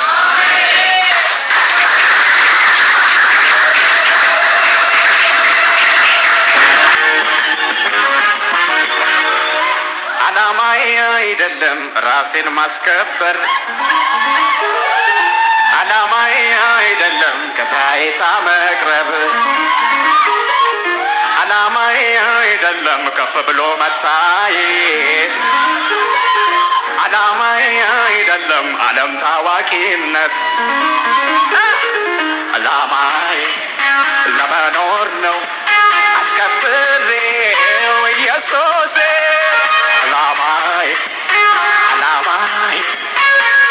ዓላማዬ አይደለም ራስን ማስከበር፣ ዓላማዬ አይደለም ለታይታ መቅረብ፣ ዓላማዬ አይደለም ከፍ ብሎ መታየት፣ ዓላማዬ አይደለም ዓለም ታዋቂ። ዓላማዬ ለመኖር ነው አስከብሬው ኢየሱሴ። ዓላማዬ እምነት ሲለካ በሰፈር ጓዳ ሲፈተሽ በችግር አይኖች በእንባ ሲሞሉ ኃያል ጉልበቶች ሲላሉ የሰማይ የምድር ጌታ ሆይ ስንጠፋ አይገድህም ሆይ ማለት አልቀረ ይሆናል ጌታ ግን ደርሶ አድኖናል። መገለጥ ከላይ ሲለቀቅ ዲያብሎስ በታች ሲጨነቅ ዳዊቶች ሲፈረጠሱ ሚልኮኖች ደግሞ ሲያፌዙ ሁሉም ስራውን ይሰራል ነበረ አለ ይኖራል። የገባው ሲያመሰግን ያልገባው ሲያዘመርም ስህተት ፈላጊዎች ሲያሙ እየተራወጡ ሲሻሙ መገለጥ ከላይ ሲለቀቅ ዲያብሎስ በታች ሲጨነቅ ዲያብሎስ ሲበረታዙ ሚልኮኖች ሰሞ ሲያፌዙ ሁሉም ስራውን ይሰራል ነበረ አለ ይኖራል። እኔም ስራዬን ሰራለሁ ለአምላኬ ዘምራለሁ። በሕይወቴ ዘመን ሁሉ ኃያል ስሙን አከብራለሁ። ኢየሱስ ያድናል። ክብር ሁሉ ለእግዚአብሔር ይሁን። አሁን በሰማናቸው ሁሉ ነገር የምናየው የብርሃንና የጨለማን የዚህን ዓለም መንፈስና የእግዚአብሔርን በጎ ፍቃድ ለሰዎች ልጆች የተሰጠውን ወንጌል ያንን ደግሞ የዚህ ዓለም ገዢ በመልእክተኞቹ ሆኖ ከክርስቶስ ኢየሱስ ከሐዋርያትና ከነቢያት ትምህርት የተለየ ትምህርት የሚጨምሩ የተረገመ ትምህርት ያላቸው የእግዚአብሔር ቃል እንደሚለን በመጨረሻው ዘመን እንደነዚያ አይነት ሰዎች እግዚአብሔርን ያገለገሉ የሚመስልበት ዘመን አለ። እግዚአብሔርን ያገለገሉ ይመስላቸዋል። ክርስቶስን፣ ወንጌልን፣ መንፈስ ቅዱስን እየተቃወሙ በዚህ ስም የሚናገሩትን ከመቅደስ አስወጣቸው ተብሎ እንደተጻፈ፣ ነገር ግን በክርስቶስ ስም የሚናገሩትን ሲጸየፉ፣ ሲሰደቡ፣ ሲያገሏቸው ጌታ ምን አለ? ከነሱ በፊት ከመቅደስ ያባረሩት ጌታ ኢየሱስን ነው። ለምን? በሃይማኖት እስር ውስጥ በሕግ ውስጥ መጋረጃው በዓይናቸው በልባቸው ውስጥ ስላለ ነው። የሰው አዳማዊ ባህሪ ማለት ነው። ዛሬም ቢሆን የምናየው ይሄንን ነው። በዚህ ስም በክርስቶስ ቤዛነት፣ አማላጅነት፣ መካከለኝነት ኢየሱስ ክርስቶስ ፍጹም ሰው ፍጹም አምላክ መሆኑን ያለመረዳት ነው። አሁን ባጭሩ አንድ ጥያቄ ምንድን ነው? ኢየሱስ አያማልድም የሚለው ኢየሱስ ክርስቶስ ፍጹም ሰው አይደለም ማለት ነው። ኢየሱስ አያማልድም የሚል ሰው ኢየሱስ ፍጹም ሰው ሆኖ ወደዚህ ምድር አልመጣም ነው። ከመጣ ኢየሱስ በስጋው ፍጹም ከኃጢአት በስተቀር በነገር ሁሉ እኛን የመሰለው እኛ ልንከፍለው ያለውን የከፈለ ኢየሱስ በደሙ ያለ ደም ስርየት የለምና የኃጢአት ደሞዙ ሞት ስለሆነ ሞትን በሞት የቀጣው በስጋው ስለሆነ በስጋው በደሙ ያማልዳል። አሁንም በሕይወት አለ። ስለሱ አብን ታዞ እሱም ትእዛዝ ለሰጣቸው በዚህ ወንጌል ለሚያምኑ እስከሚመጣ ድረስ በአብ ቀኝ ተቀምጦ ያማልዳል። ሊቀ ካህን ነው። ከዛ በኋላ ሊቀ ካህን የለም። ሊቀ ካህኖች በየዓመቱ ስለሚሞቱ ስለሚተኩ እግዚአብሔር ያንን ነገር በቃ ብሏል። የማይሞት ሊቀ ካህን የሚቀርበው መስዋዕት አንድ መስዋዕት፣ ራሱ መስዋዕት፣ ራሱ አገልጋይ፣ ራሱ ሊቀ ካህን ሆኖ እኛን ካህናቶች አድርጎን ከነገድ ከቋንቋ ከወገን ዋጅቶ ምስክሮች አድርጎናል። አጭር ቃል አብረን እንካፈላለን። ይህን ሁሉ ስሰማ በልቤ ውስጥ ያለው ነገር መነሻ የምናደርገው ቃል ኤርምያስ 17:9 ላይ ያለውን በዛ ሐሳብ የአዳማዊ የወደቀን ሰውና የእግዚአብሔር የሚለውን አይተን እንግዲህ የመወሰን የሰማው ሰው ነው። ስለምትሰሙት ቃል ተጠንቀቁ ተብሏል። እንግዲህ የምንሰማው ቃል የሕያው እግዚአብሔር ቃል ሕይወት ይሰጣል። ስለዚህ ከዘላለም ሞት፣ ፍርድ፣ ቅጣት ወደ ዘላለም ሕይወት በቃሉ ውስጥ ባለው ብርሃን ሰዎች አምነው ይድናሉ ማለት ነው። ያንን እንመለከታለን። ቃሉን በጌታ በኢየሱስ ክርስቶስ ስም አነበዋለሁ። ትንቢተ ኤርምያስ ምዕራፍ 17 ቁጥር 9 የሰው ልብ ከሁሉ ይልቅ ተንኮለኛ እጅግም ክፉ ነው፣ ማንስ ያውቀዋል? እኔ እግዚአብሔር ለሰው ሁሉ እንደ መንገዱ እንደ ሥራው ፍሬ ይሰጥ ዘንድ ልብን እመረምራለሁ፣ ኩላሊትንም እፈትናለሁ ይላል። በክብር በክርስቶስ ኢየሱስም አባት ሆይ የቃል ብርሃን መገለጥ ለእያንዳንዱ ለሚሰሙት ለሕይወት ለለውጥ እንዲሆን በስም ስልጣን እጸልያለሁ በክርስቶስ ኢየሱስ ስም። የእግዚአብሔር የአምላካችን ቃል እንዳነበብነው ምን ይላል? የሰው ልብ ከሁሉ ይልቅ ተንኮለኛ እጅግም ክፉ ነው፣ ማንስ ያውቀዋል? ልቡ ክፉ ነው፣ ተንኮለኛ ነው። ምክንያቱም በኃጢአት እባብ ከፍጥረቱ ተንኮለኛ ነው። ዲያብሎስ ከፍጥረቱ ውሸታም ተንኮለኛ ነው።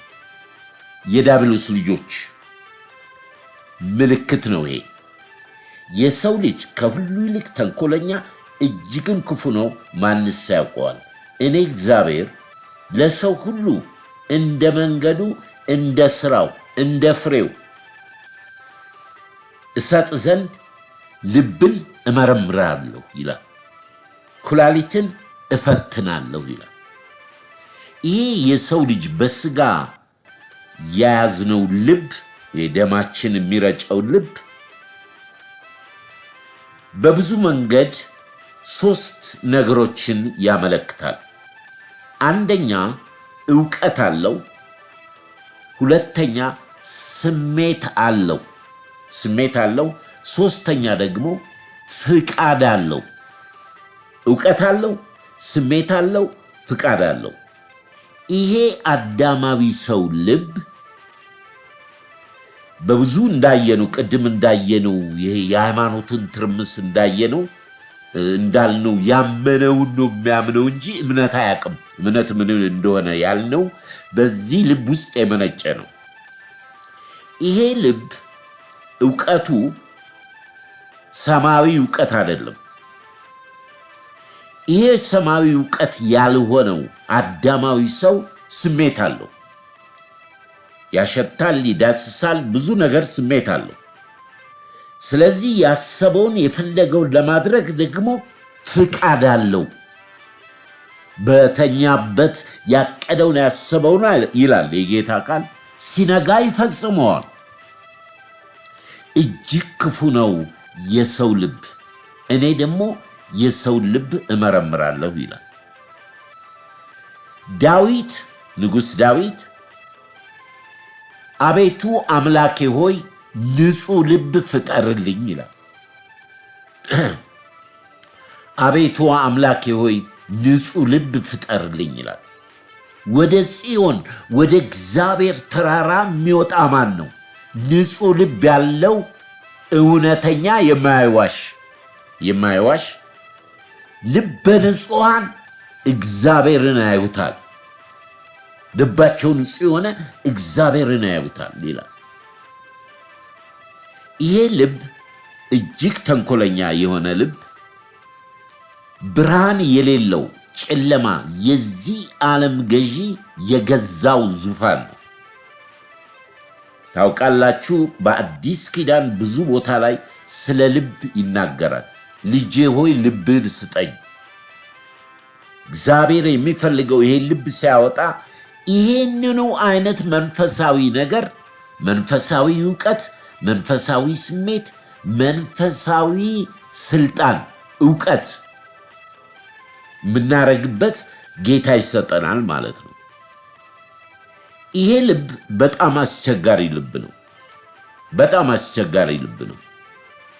ለዚህ ነው የአምላካችን ቃል በልባችሁ ውስጥ ብርሃን ይብራ ይላል። የእግዚአብሔር ብርሃን። ይሄ ልብ ጨለማ ስለሆነ የጨለማው ልብ ዕውቀት አለው፣ ስሜት አለው፣ ፍቃድ አለው። ቅድም እንዳልኩ ለመጨረሻ ልድገመው። ዕውቀቱ ምድራዊ ዕውቀት ነው። ስሜቱ ስጋው የሚሰጠውን ነው። ፍቃዱ ደግሞ በሱ በስጋው ተመርቶ የፈለገውን ሁሉ ማድረግ ነው። እንደዚህ ያለ የሃይማኖት ክፍሎች፣ የሃይማኖት መንገዶች አሉ። ከመጀመሪያው ጀምሮ ሰዎችን የሚያስት፣ ሰዎችን ከእግዚአብሔር የሚያርቅ የሰው የልብ ክፋት ነው። እንግዲህ እግዚአብሔር የሚለው ልብና እኛ አሁን ልብ የምንለው ሰማይ ከምድር እንደሚርቅ ነው። ለዚህ ነው ዳዊት አምላኬ ሆይ ንጹሕ ልብ ፍጠርልኝ፣ የያዝኩት ቆሻሻ ልብ ነው ይላል። ንጹህ ልቦች ያላቸው ደግሞ እግዚአብሔርን ያዩታል፣ ያውቁታል። ይሄ ንጹህ ልብ የሚያደርገው እግዚአብሔርን እንድናውቅ ያወቅነውን እግዚአብሔር እንድንከተል ያደርገናል። ይሄ የተለወጠው ልብ እግዚአብሔርን እናውቀዋለን፣ እንከተለዋለን። ነገር ግን በጣም የሚደንቀው ነገር ትልቁ ነገር የእግዚአብሔር ቃል እንደሚል የሰው ልብ እጅግ ክፉ ነው፣ ተንኮለኛ ነው፣ ማንም አያውቅም ሲል እግዚአብሔር የለበሰው ስጋዊ ሰው ራሱ ይሄን ልብ አያውቀውም።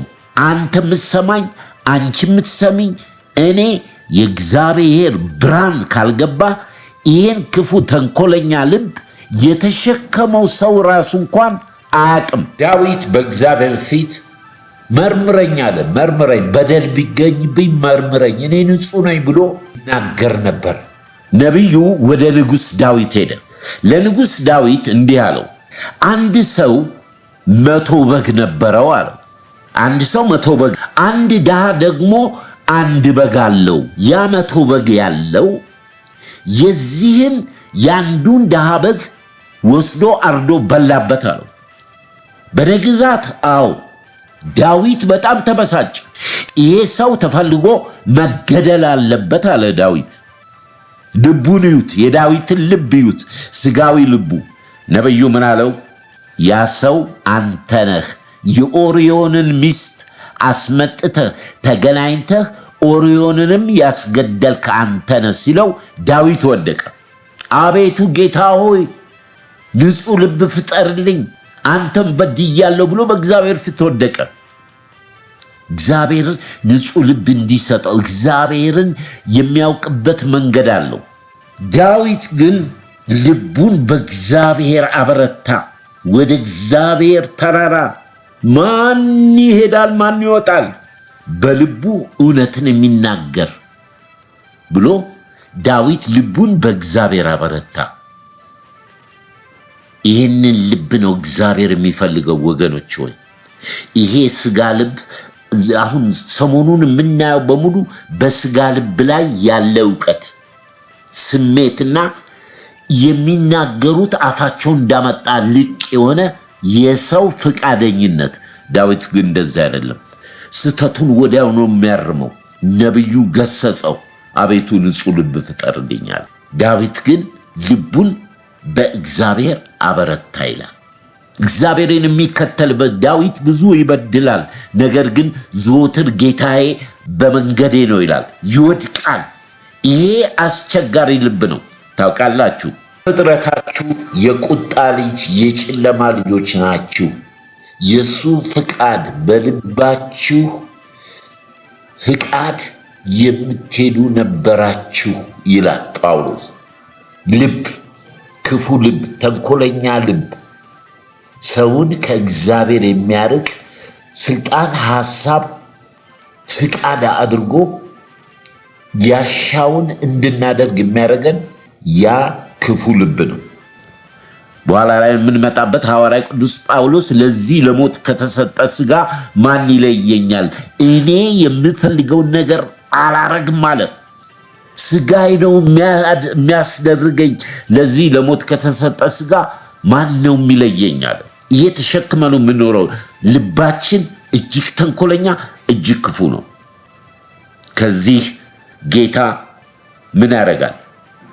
ሕይወታችንን ስንሰጠው ልባችንን ይቀይርና የራሱን እውቀት፣ የራሱን ስሜት፣ የራሱን ፍቃድ ይሰጠናል።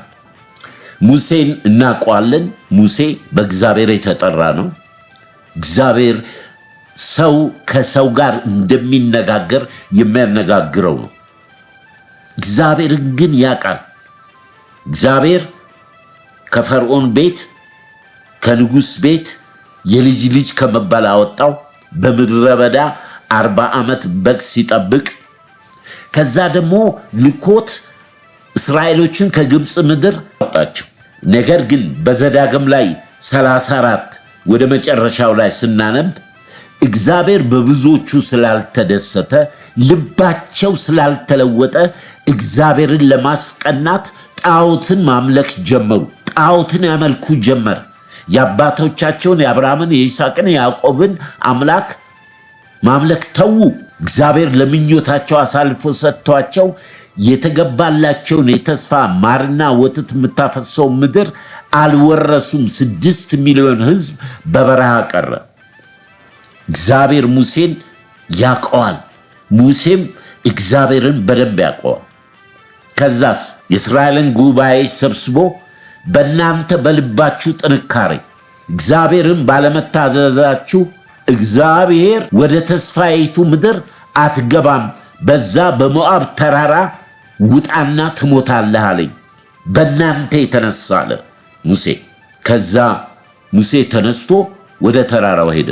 ለመሞት ማለት ነው። ለመሞት እግዚአብሔርን ማወቅና መከተል። ጌታ አዲስ ኪዳን በጎቼ ድምፄን ይሰማሉ ይከተሉኝማል አለ። በየከተማው ሴት የእግዚአብሔር ሰው ነቢይ ሙሴ ወዴት ነው የምትሄደው ሲሉት ወደ ሞዓብ ተራራ በተራራችሁ ውስጥ ወዳለው ትልቅ ተራራ ወጥቼ አባቶቻችን ምድር ሊሰጣቸው ማርና ወተት የምታፈሰው ምድር አያለው፣ በዛ እሞታለሁ አላቸው። በእናንተ የተነሳ እግዚአብሔርን የእስራኤል ሕዝብ አላወቀው። አብርሃም፣ ይስሐቅ፣ ያዕቆብ፣ ዮሴፍ ሁሉንም በሉ እግዚአብሔርን አወቅን ያሉበት መጠን ሙሴ እግዚአብሔርን እንዳወቀበት መጠን አይደለም። ሙሴ እግዚአብሔርን በደንብ ያውቀዋል፣ ይታዘዛል። ስለሚያውቀው ለመሞት ወደ ተራራው ሄደ።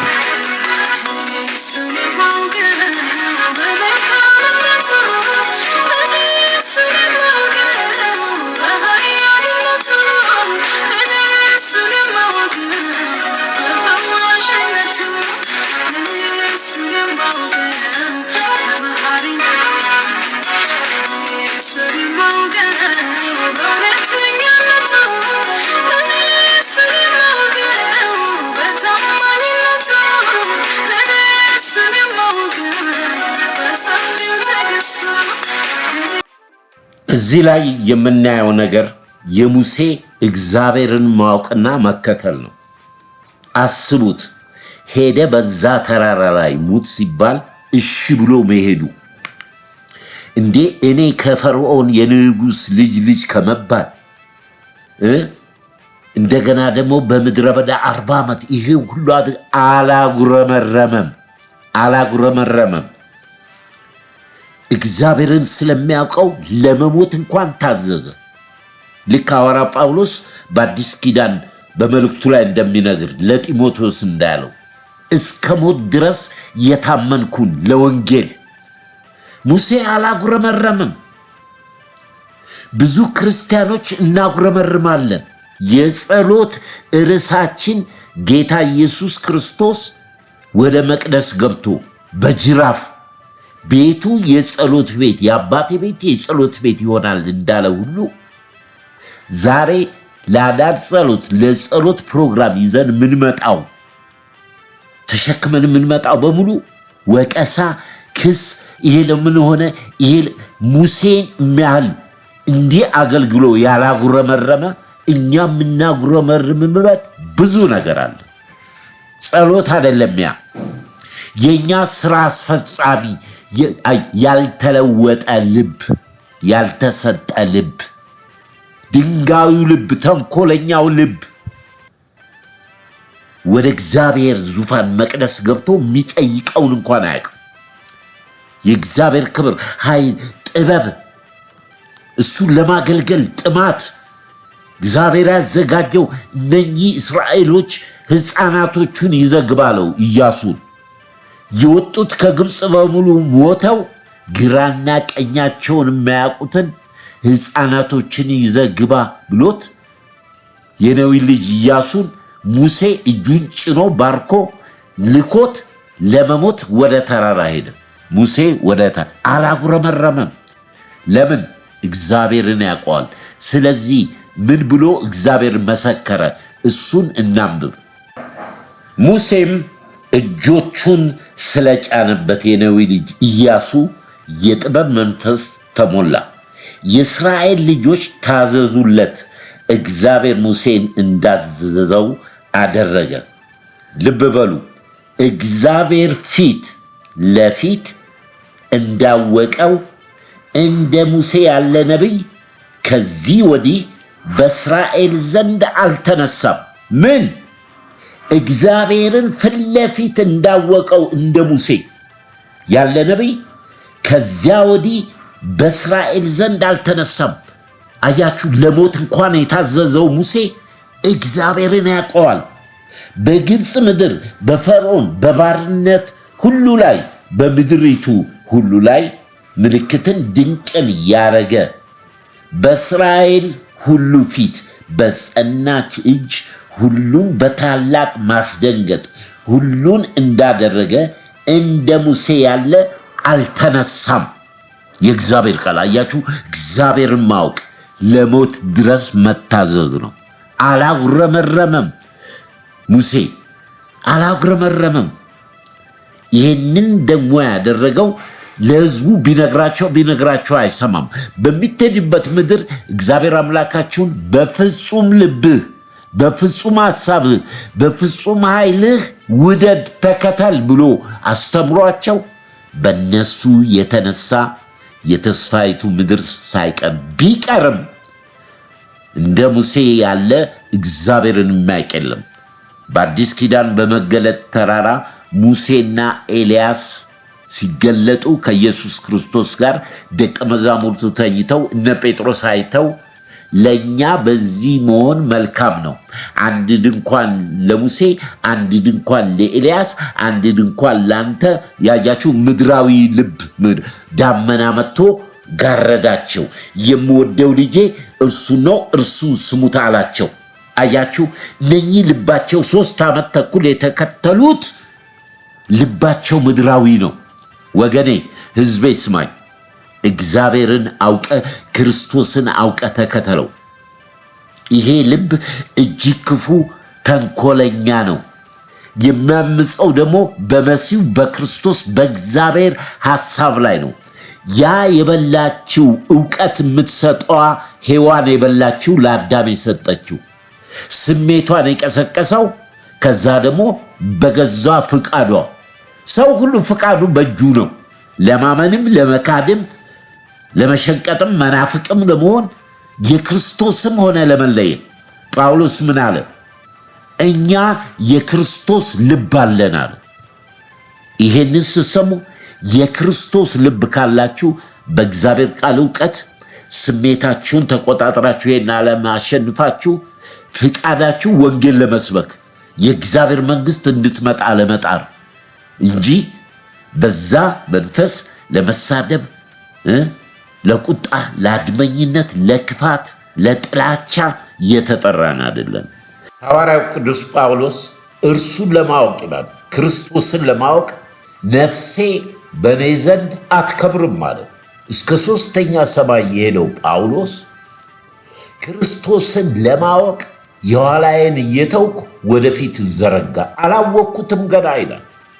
ቢሆንልኝ እንደውም በሞትና በትንሣኤው ልመሰለው ላውቅ እመኛለሁ። በመጨረሻ ምን አለ? ታላቁን ገድል ተጋድያለሁ፣ ሩጫዬን ፈጽሜያለሁ፣ የክብር አክሊል ይጠብቀኛል። ይሄ ለእኔ ብቻ አይደለም፣ ለስሙ ለተጠሩት ለሱ ላገለገሉት ልባቸው በሰማይ ያለውን ለሚያስቡ ለነሱም ቀርቶላቸዋል። ይህን ክርስቶስን ለማወቅ ወደፊት እዘረጋለሁ። እሱን ለማወቅ ነፍሴ በእኔ ዘንድ አትከብርም አለ። ክብር ለጌታ ይሁን። ዮሐንስ ከምድረ በዳ ሲመጣ የብርሃን ምስክር ነው፣ ብርሃን ግን አይደለም፣ ብርሃን ይመጣል አለ። እኔ የእግዚአብሔር መንግሥት ቀርባለችና ንስሐ ግቡ ብዬ በውሃ ጠምቃለሁ። እኔም አላውቀው አለ። እኔም አላውቀው ከኋላ ይመጣል፣ እንደውም እናንተ አታውቁትም በማላችሁ አለ። ክርስቶስን ማወቅ እግዚአብሔርን ማወቅ ነው።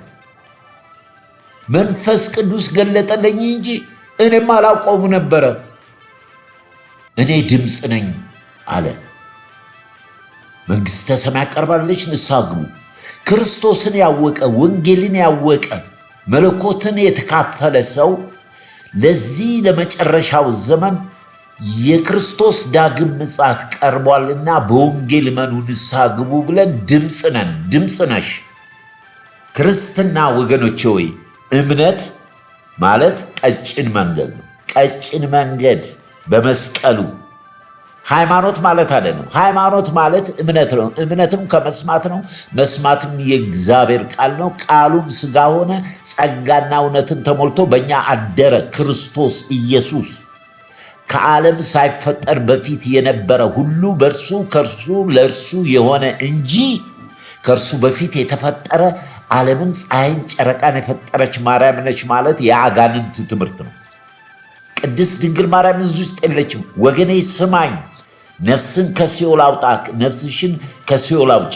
ታውቂዋለሽ ወይ? ካወቅሽው ተከተዩ፣ ክርስቶስን ተከተሉት። በጎቼ ድምፄን ይሰማሉ፣ ይከተሉኛል። የኔ የሆኑትን አውቃቸዋለሁ፣ በየስማቸው እጠራቸዋለሁ።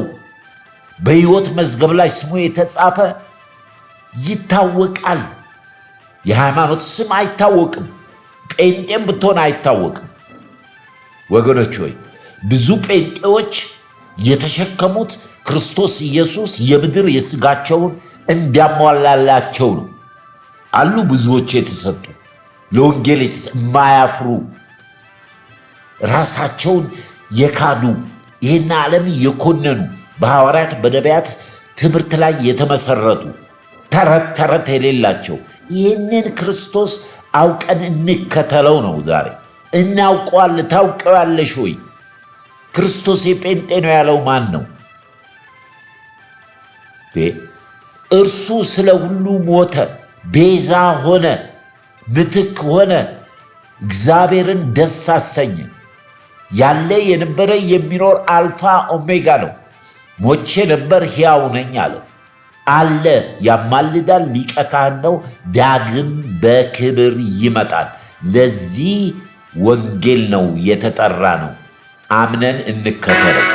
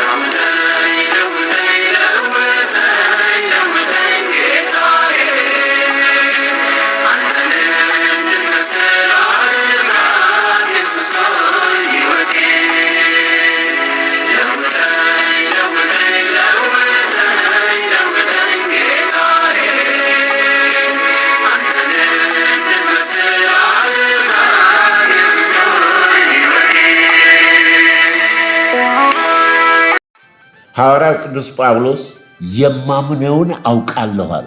ማንን እንደማምን እንደምከተል አውቃለሁ፣ እስከ መጨረሻው እንደሚጠብቀውም አውቃለሁ አለ። ቅዱሳን የመጨረሻ እግዚአብሔርን የሚያውቅ ሰው ነኝ። ይህ ሰው መልእክተኛ መጣ። ከብቶችህ እንዳሉ በሙሉ አለቁ፣ ግመሎችህ በሙሉ እንዳለ አለቁ፣ ሞቱ።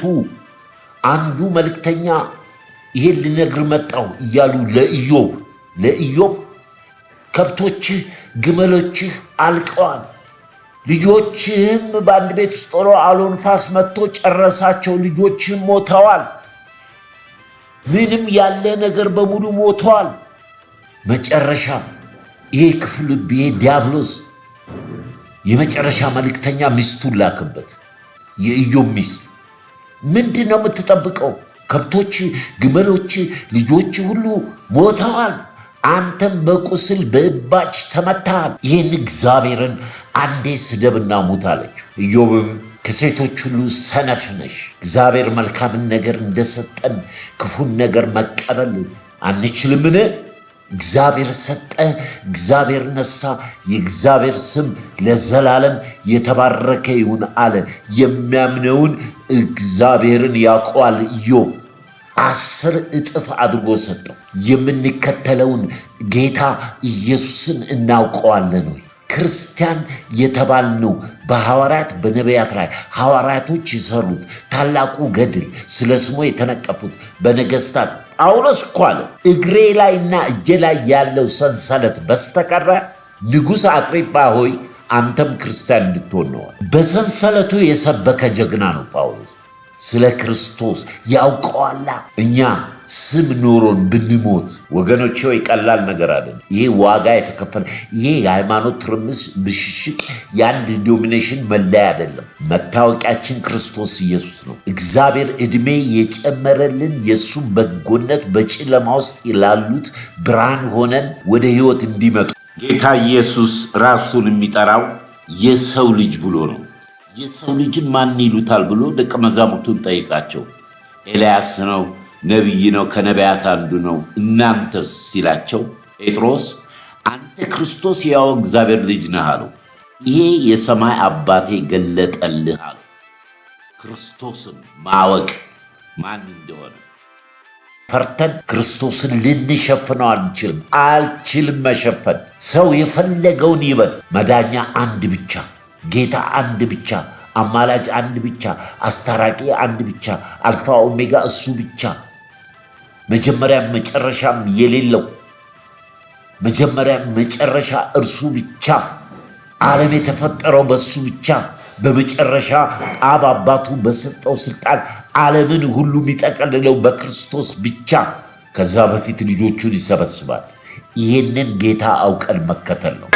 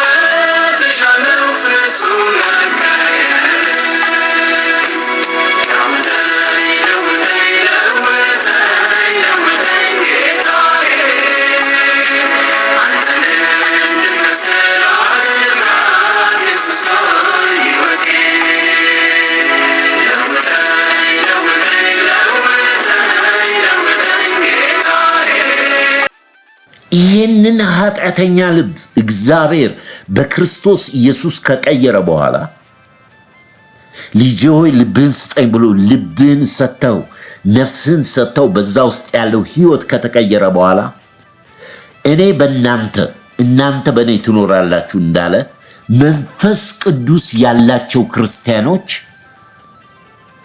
ያ መንፈስ ለመንፈሳቸው ስለሚመሰክርላቸው ካለነሱ በስተቀር ያንን መንፈስ መኖሩን የሚያውቅ የለም። አየህ፣ ልዩነቱን አየሽ? በመንፈስ ቅዱስ በእግዚአብሔር መንፈስ ያሉ በነሱ ውስጥ ያለውን መንፈስ ካለነሱ ማንም ሰው አያውቅም። መዳኔን የማውቀው እኔ ብቻ ነኝ። ጴንጤ ነው ምናምን ነው ብለህ አንተ የፈለኩን ስም ስጠው። በክርስቶስ አምኜ መዳኔን መንፈስ ቅዱስ ለመንፈሴ ይመሰክርልኛል። ይህንን ጌታ ምን አለ? ይህንን መንፈስ ካለ ሰውየው በስተቀረ ሌላ ሰው አያውቀውም። ያስ ክፉ ተንኮለኛ ልብ እርሱን ደግሞ ሰው አያውቀውም። የዳነ ክርስቲያን ግን የዳነበትን አዲሱን የተለወጠውን ውስጠኛውን ሰው ያውቀዋል። ስለዚህ አይሳደብም፣ አይከራከርም። ሃይማኖተኛ አይደለም፣ ጴንጤ አይደለም፣ ወይንም የተለያየ የሃይማኖት ድርጅት ስም የለውም። ክርስቶስ ብቻ፣ ኢየሱስ ብቻ፣ የተሰቀለው ብቻ፣ አዳኙ ብቻ፣ ትንሣኤ ሕይወት የሆነው ብቻ፣ ዳግም የሚመጣው ብቻ፣ አልፋ ኦሜጋ የሆነው ብቻ፣ የናዝሬቱ ኢየሱስ ክርስቶስ ብቻ ብሎ ይቅምን። ለምን ብንል የተገለጠው ምስጢር በፍጥረት ታሪክ ውስጥ የሌለ ጌታ ኢየሱስ ክርስቶስ ሲጠመቅ ሰማይ ተከፈተ። ሰማይ ተከፍቶ የእግዚአብሔር አብ ድምፅ ተሰማ፣ የምወደው ልጄ እርሱ ነው፣ እርሱን ስሙት። ጌታ ምን አለ? አብ እንደላከኝ እኔ እልካችኋለሁ፣ ወደ ዓለም ሁሉ ሂዱ፣ ወንጌልን ስበኩ። የሐዋርያት ተልእኮ ይሄ ነው። ይሄ ተልእኮ ሳይዙ እንዴት ነው ክርስትና? እንዴት ነው ቤተ ክርስቲያን? የሐዋርያት ተልእኮ በስራ እንግለጽ፣ ወንጌል መስበክ፣ የዲያብሎስን ምሽግ ማፍረስ፣ ነፍሳትን ነጥቆ ለእግዚአብሔር መንግስት ማድረግ።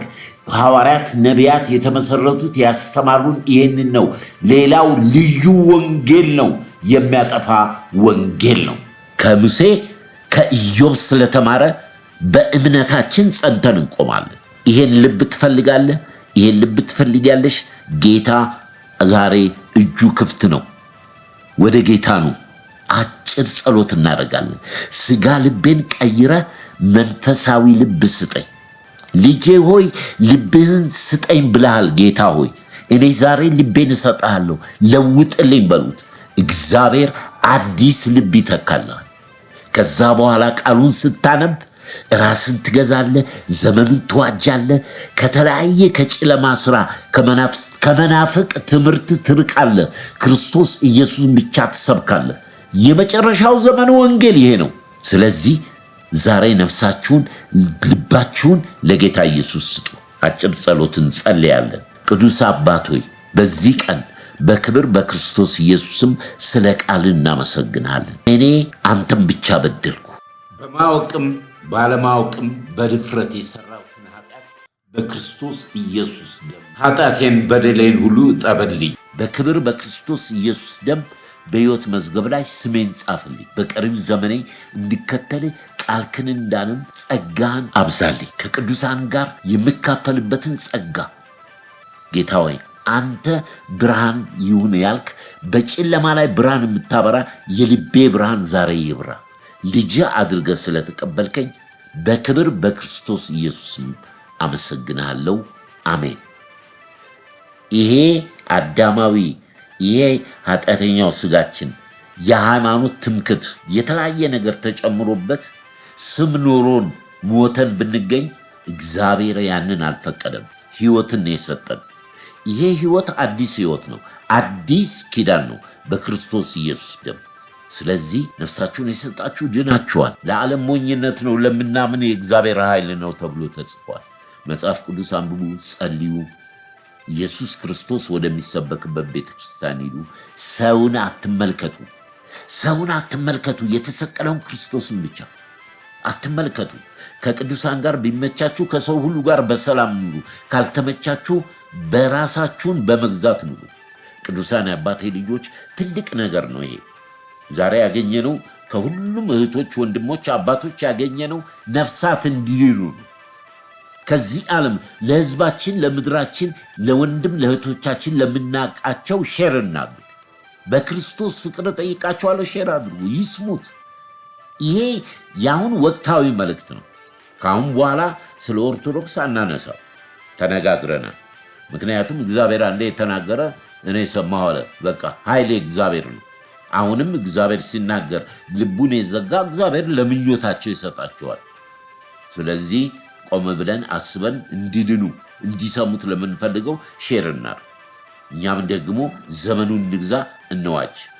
የዘላለም አምላክ ቅዱስ እግዚአብሔር አባቶች ስለነበረን ጊዜ እናመሰግናለን። ክብር በሰማይ ክብር በምድር ላንተ ይሁን። ብርሃን የሆንክ አምላክ የጨለማን ሥራ ሁሉን ገልጠህ ለልጆች ብርሃንን የምታሳይ መንገድን የምታሳይ የምትመራን እግዚአብሔር ሆይ የሙሴ አምላክ፣ የኤልያስ አምላክ፣ የነቢያት አምላክ፣ የአባቶቻችን አምላክ በክርስቶስ እንድናውቅህ እንድንከተል የረዳህን መንፈስ ቅዱስ ሆይ ተባረክ። አሁንም ቀሪው ዘመናችንን እንድንከተል ጥበብ፣ ዕውቀት፣ ኃይል ይጨምርልን። የዚህ ዓለም ገዢ የዲያብሎስ ኃይል እግዚአብሔር ሆይ ከሕዝባችን፣ ከምድራችን፣ ከቤተ ክርስቲያን የተነቀለ ይሁን። ይህን ስለምታደርግም እናመሰግናለን። ከፀሐይ መውጫ እስከ መግቢያ ድረስ ክብር ሁሉ ተጠቅልሎ ለስም ይሁን። ማራናታ አሜን። ጌታ ኢየሱስ አብረን በደመና እንነጠቃለን። ተስፋ እንደሌላቸው ፈጽሞ አትዘኑ፣ እርስ በርሳችሁ በዚህ ቃል ተጽናኑ። ተስፋ እንደሌላቸው ፈጽሞ አትዘኑ፣ እርስ በርሳችሁ በዚህ ቃል ተጽናኑ። ለጥቂት ጊዜ በዚህ ቃል ተጽናኑ። አምላኬ ነው የደገፈኝ እንዳልወድቅ በድካሜ በሐሩሩ ጥላ ሆኖ ሳይለየኝ ካጠገቤ ከኋላዬ ሲከተለኝ በእንቅፋቱ እንዳይጎዳኝ የጠላቴን ወጥቅ በድካሜ በሐሩሩ ጥላ ሆኖ ሳይለየኝ ካጠገቤ ከኋላዬ ሲከተለኝ በእንቅፋቱ እንዳይጎዳኝ የጠላቴን ወጥመድ ሰብሮ መኖሪያዬ ሆነልኝ። የዘላለምን ሕይወት የወረስንበት ስም ኢየሱስ ይባላል። የመርገም ጨርቅ ከእኛ ላይ የተቀደደበት ስም ኢየሱስ ይባላል። አርፈናል ባንተ እግዚአብሔር ሆይ፣ አርፈናል ባንተ ዘላለም ኢየሱስ። ቅዱሳን እንግዲህ በዚህ በረከት በአብርሃም በረከት ለበረከት ሁኑ። እግዚአብሔር አብርሃም እንዳለው ለበረከት ሁኑ ብሏል። በሰማነው ቃል ስለ ነፍሳት፣ ስለ ወንድሞች፣ ስለ እህቶች፣ ስለ አባቶች፣ ስለ ቤተ ክርስቲያን ሁላችንም ይሄ ልቦናችን ውስጥ ያለ ነው። ጌታን አውቆ መከተልና ይህንን ደግሞ ሁላችሁም ሼር እንድታደርጉ በድጋሚ አሳስባችኋለሁ። በክርስቶስ ፍቅር ወዳችኋለሁ። ዘመናችሁ የተባረከ ይሁን። እኔ እሱን የማውቀው በታጋሽነቱ፣ እኔ እሱን የማውቀው በሰፊው ትዕግስቱ፣ እኔ እሱን የማውቀው ጌታዬን የማውቀው በታማኝነቱ፣ እኔ እሱን የማውቀው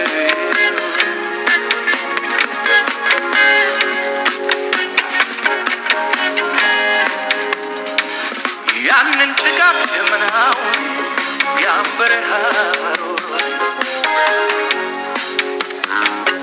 በማሳለፍ እንዳትማ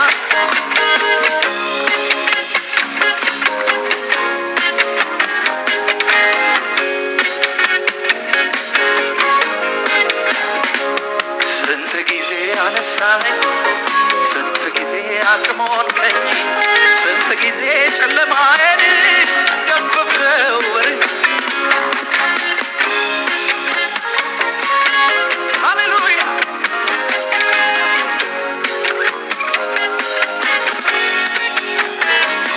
ለቅሶ ማታ ቢሆን ጠዋት ደስታ ይሆናል።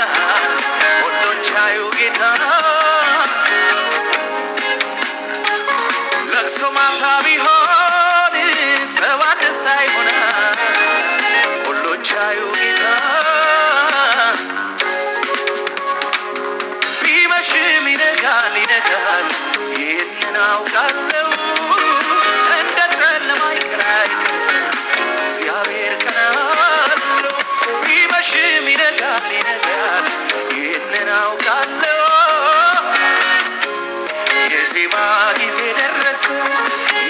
በሰው ማውታበሰ ኢየሱስ መጣ ወደሱ ጠላቶቹ ማቀበሱ ጠላቶቹ የዜማ ጊዜ ደረሰ ለምድሪቱ ማታበሰ ኢየሱስ መጣ ወደሱ ጠላቶቹ ማቀበሱ ዛሬማ ጊዜው ነውና ዛሬማ ለሰማ ዜማ ዛሬማ ለረዳኝ ጌታ ዛሬማ ጊዜው ነውና ይሰማ ዜማ ሰው ላረገኝ ጌታ ዛሬማ ጊዜው ነውና ዛሬማ ይሰማ ዜማ ሰው ላረገኝ ጌታ ዛሬን ተሸክሜ እያለቀስኩ ሄድኩ ዛሬ ነዶ ይዤ ለክብሩ ዘመርኩ ለቅሶ ማታ ነበር ጠዋት ደስታ ሆኗል የአምላኬ ክብር በእኔ ላይ ጨምሯል ራሴን ሰጥቼ ላምልከው ፈቅጄ ለእኔ ፈጥኖ ደራሽ ኢየሱስ ወዳጄ ራሴን ሰጥቼ ላምልከው ፈቅጄ ለእኔ ፈጥኖ ደራሽ ኢየሱስ ወዳጄ ዛሬማ ጊዜው ነውና ዛሬማ ይሰማ ዜማ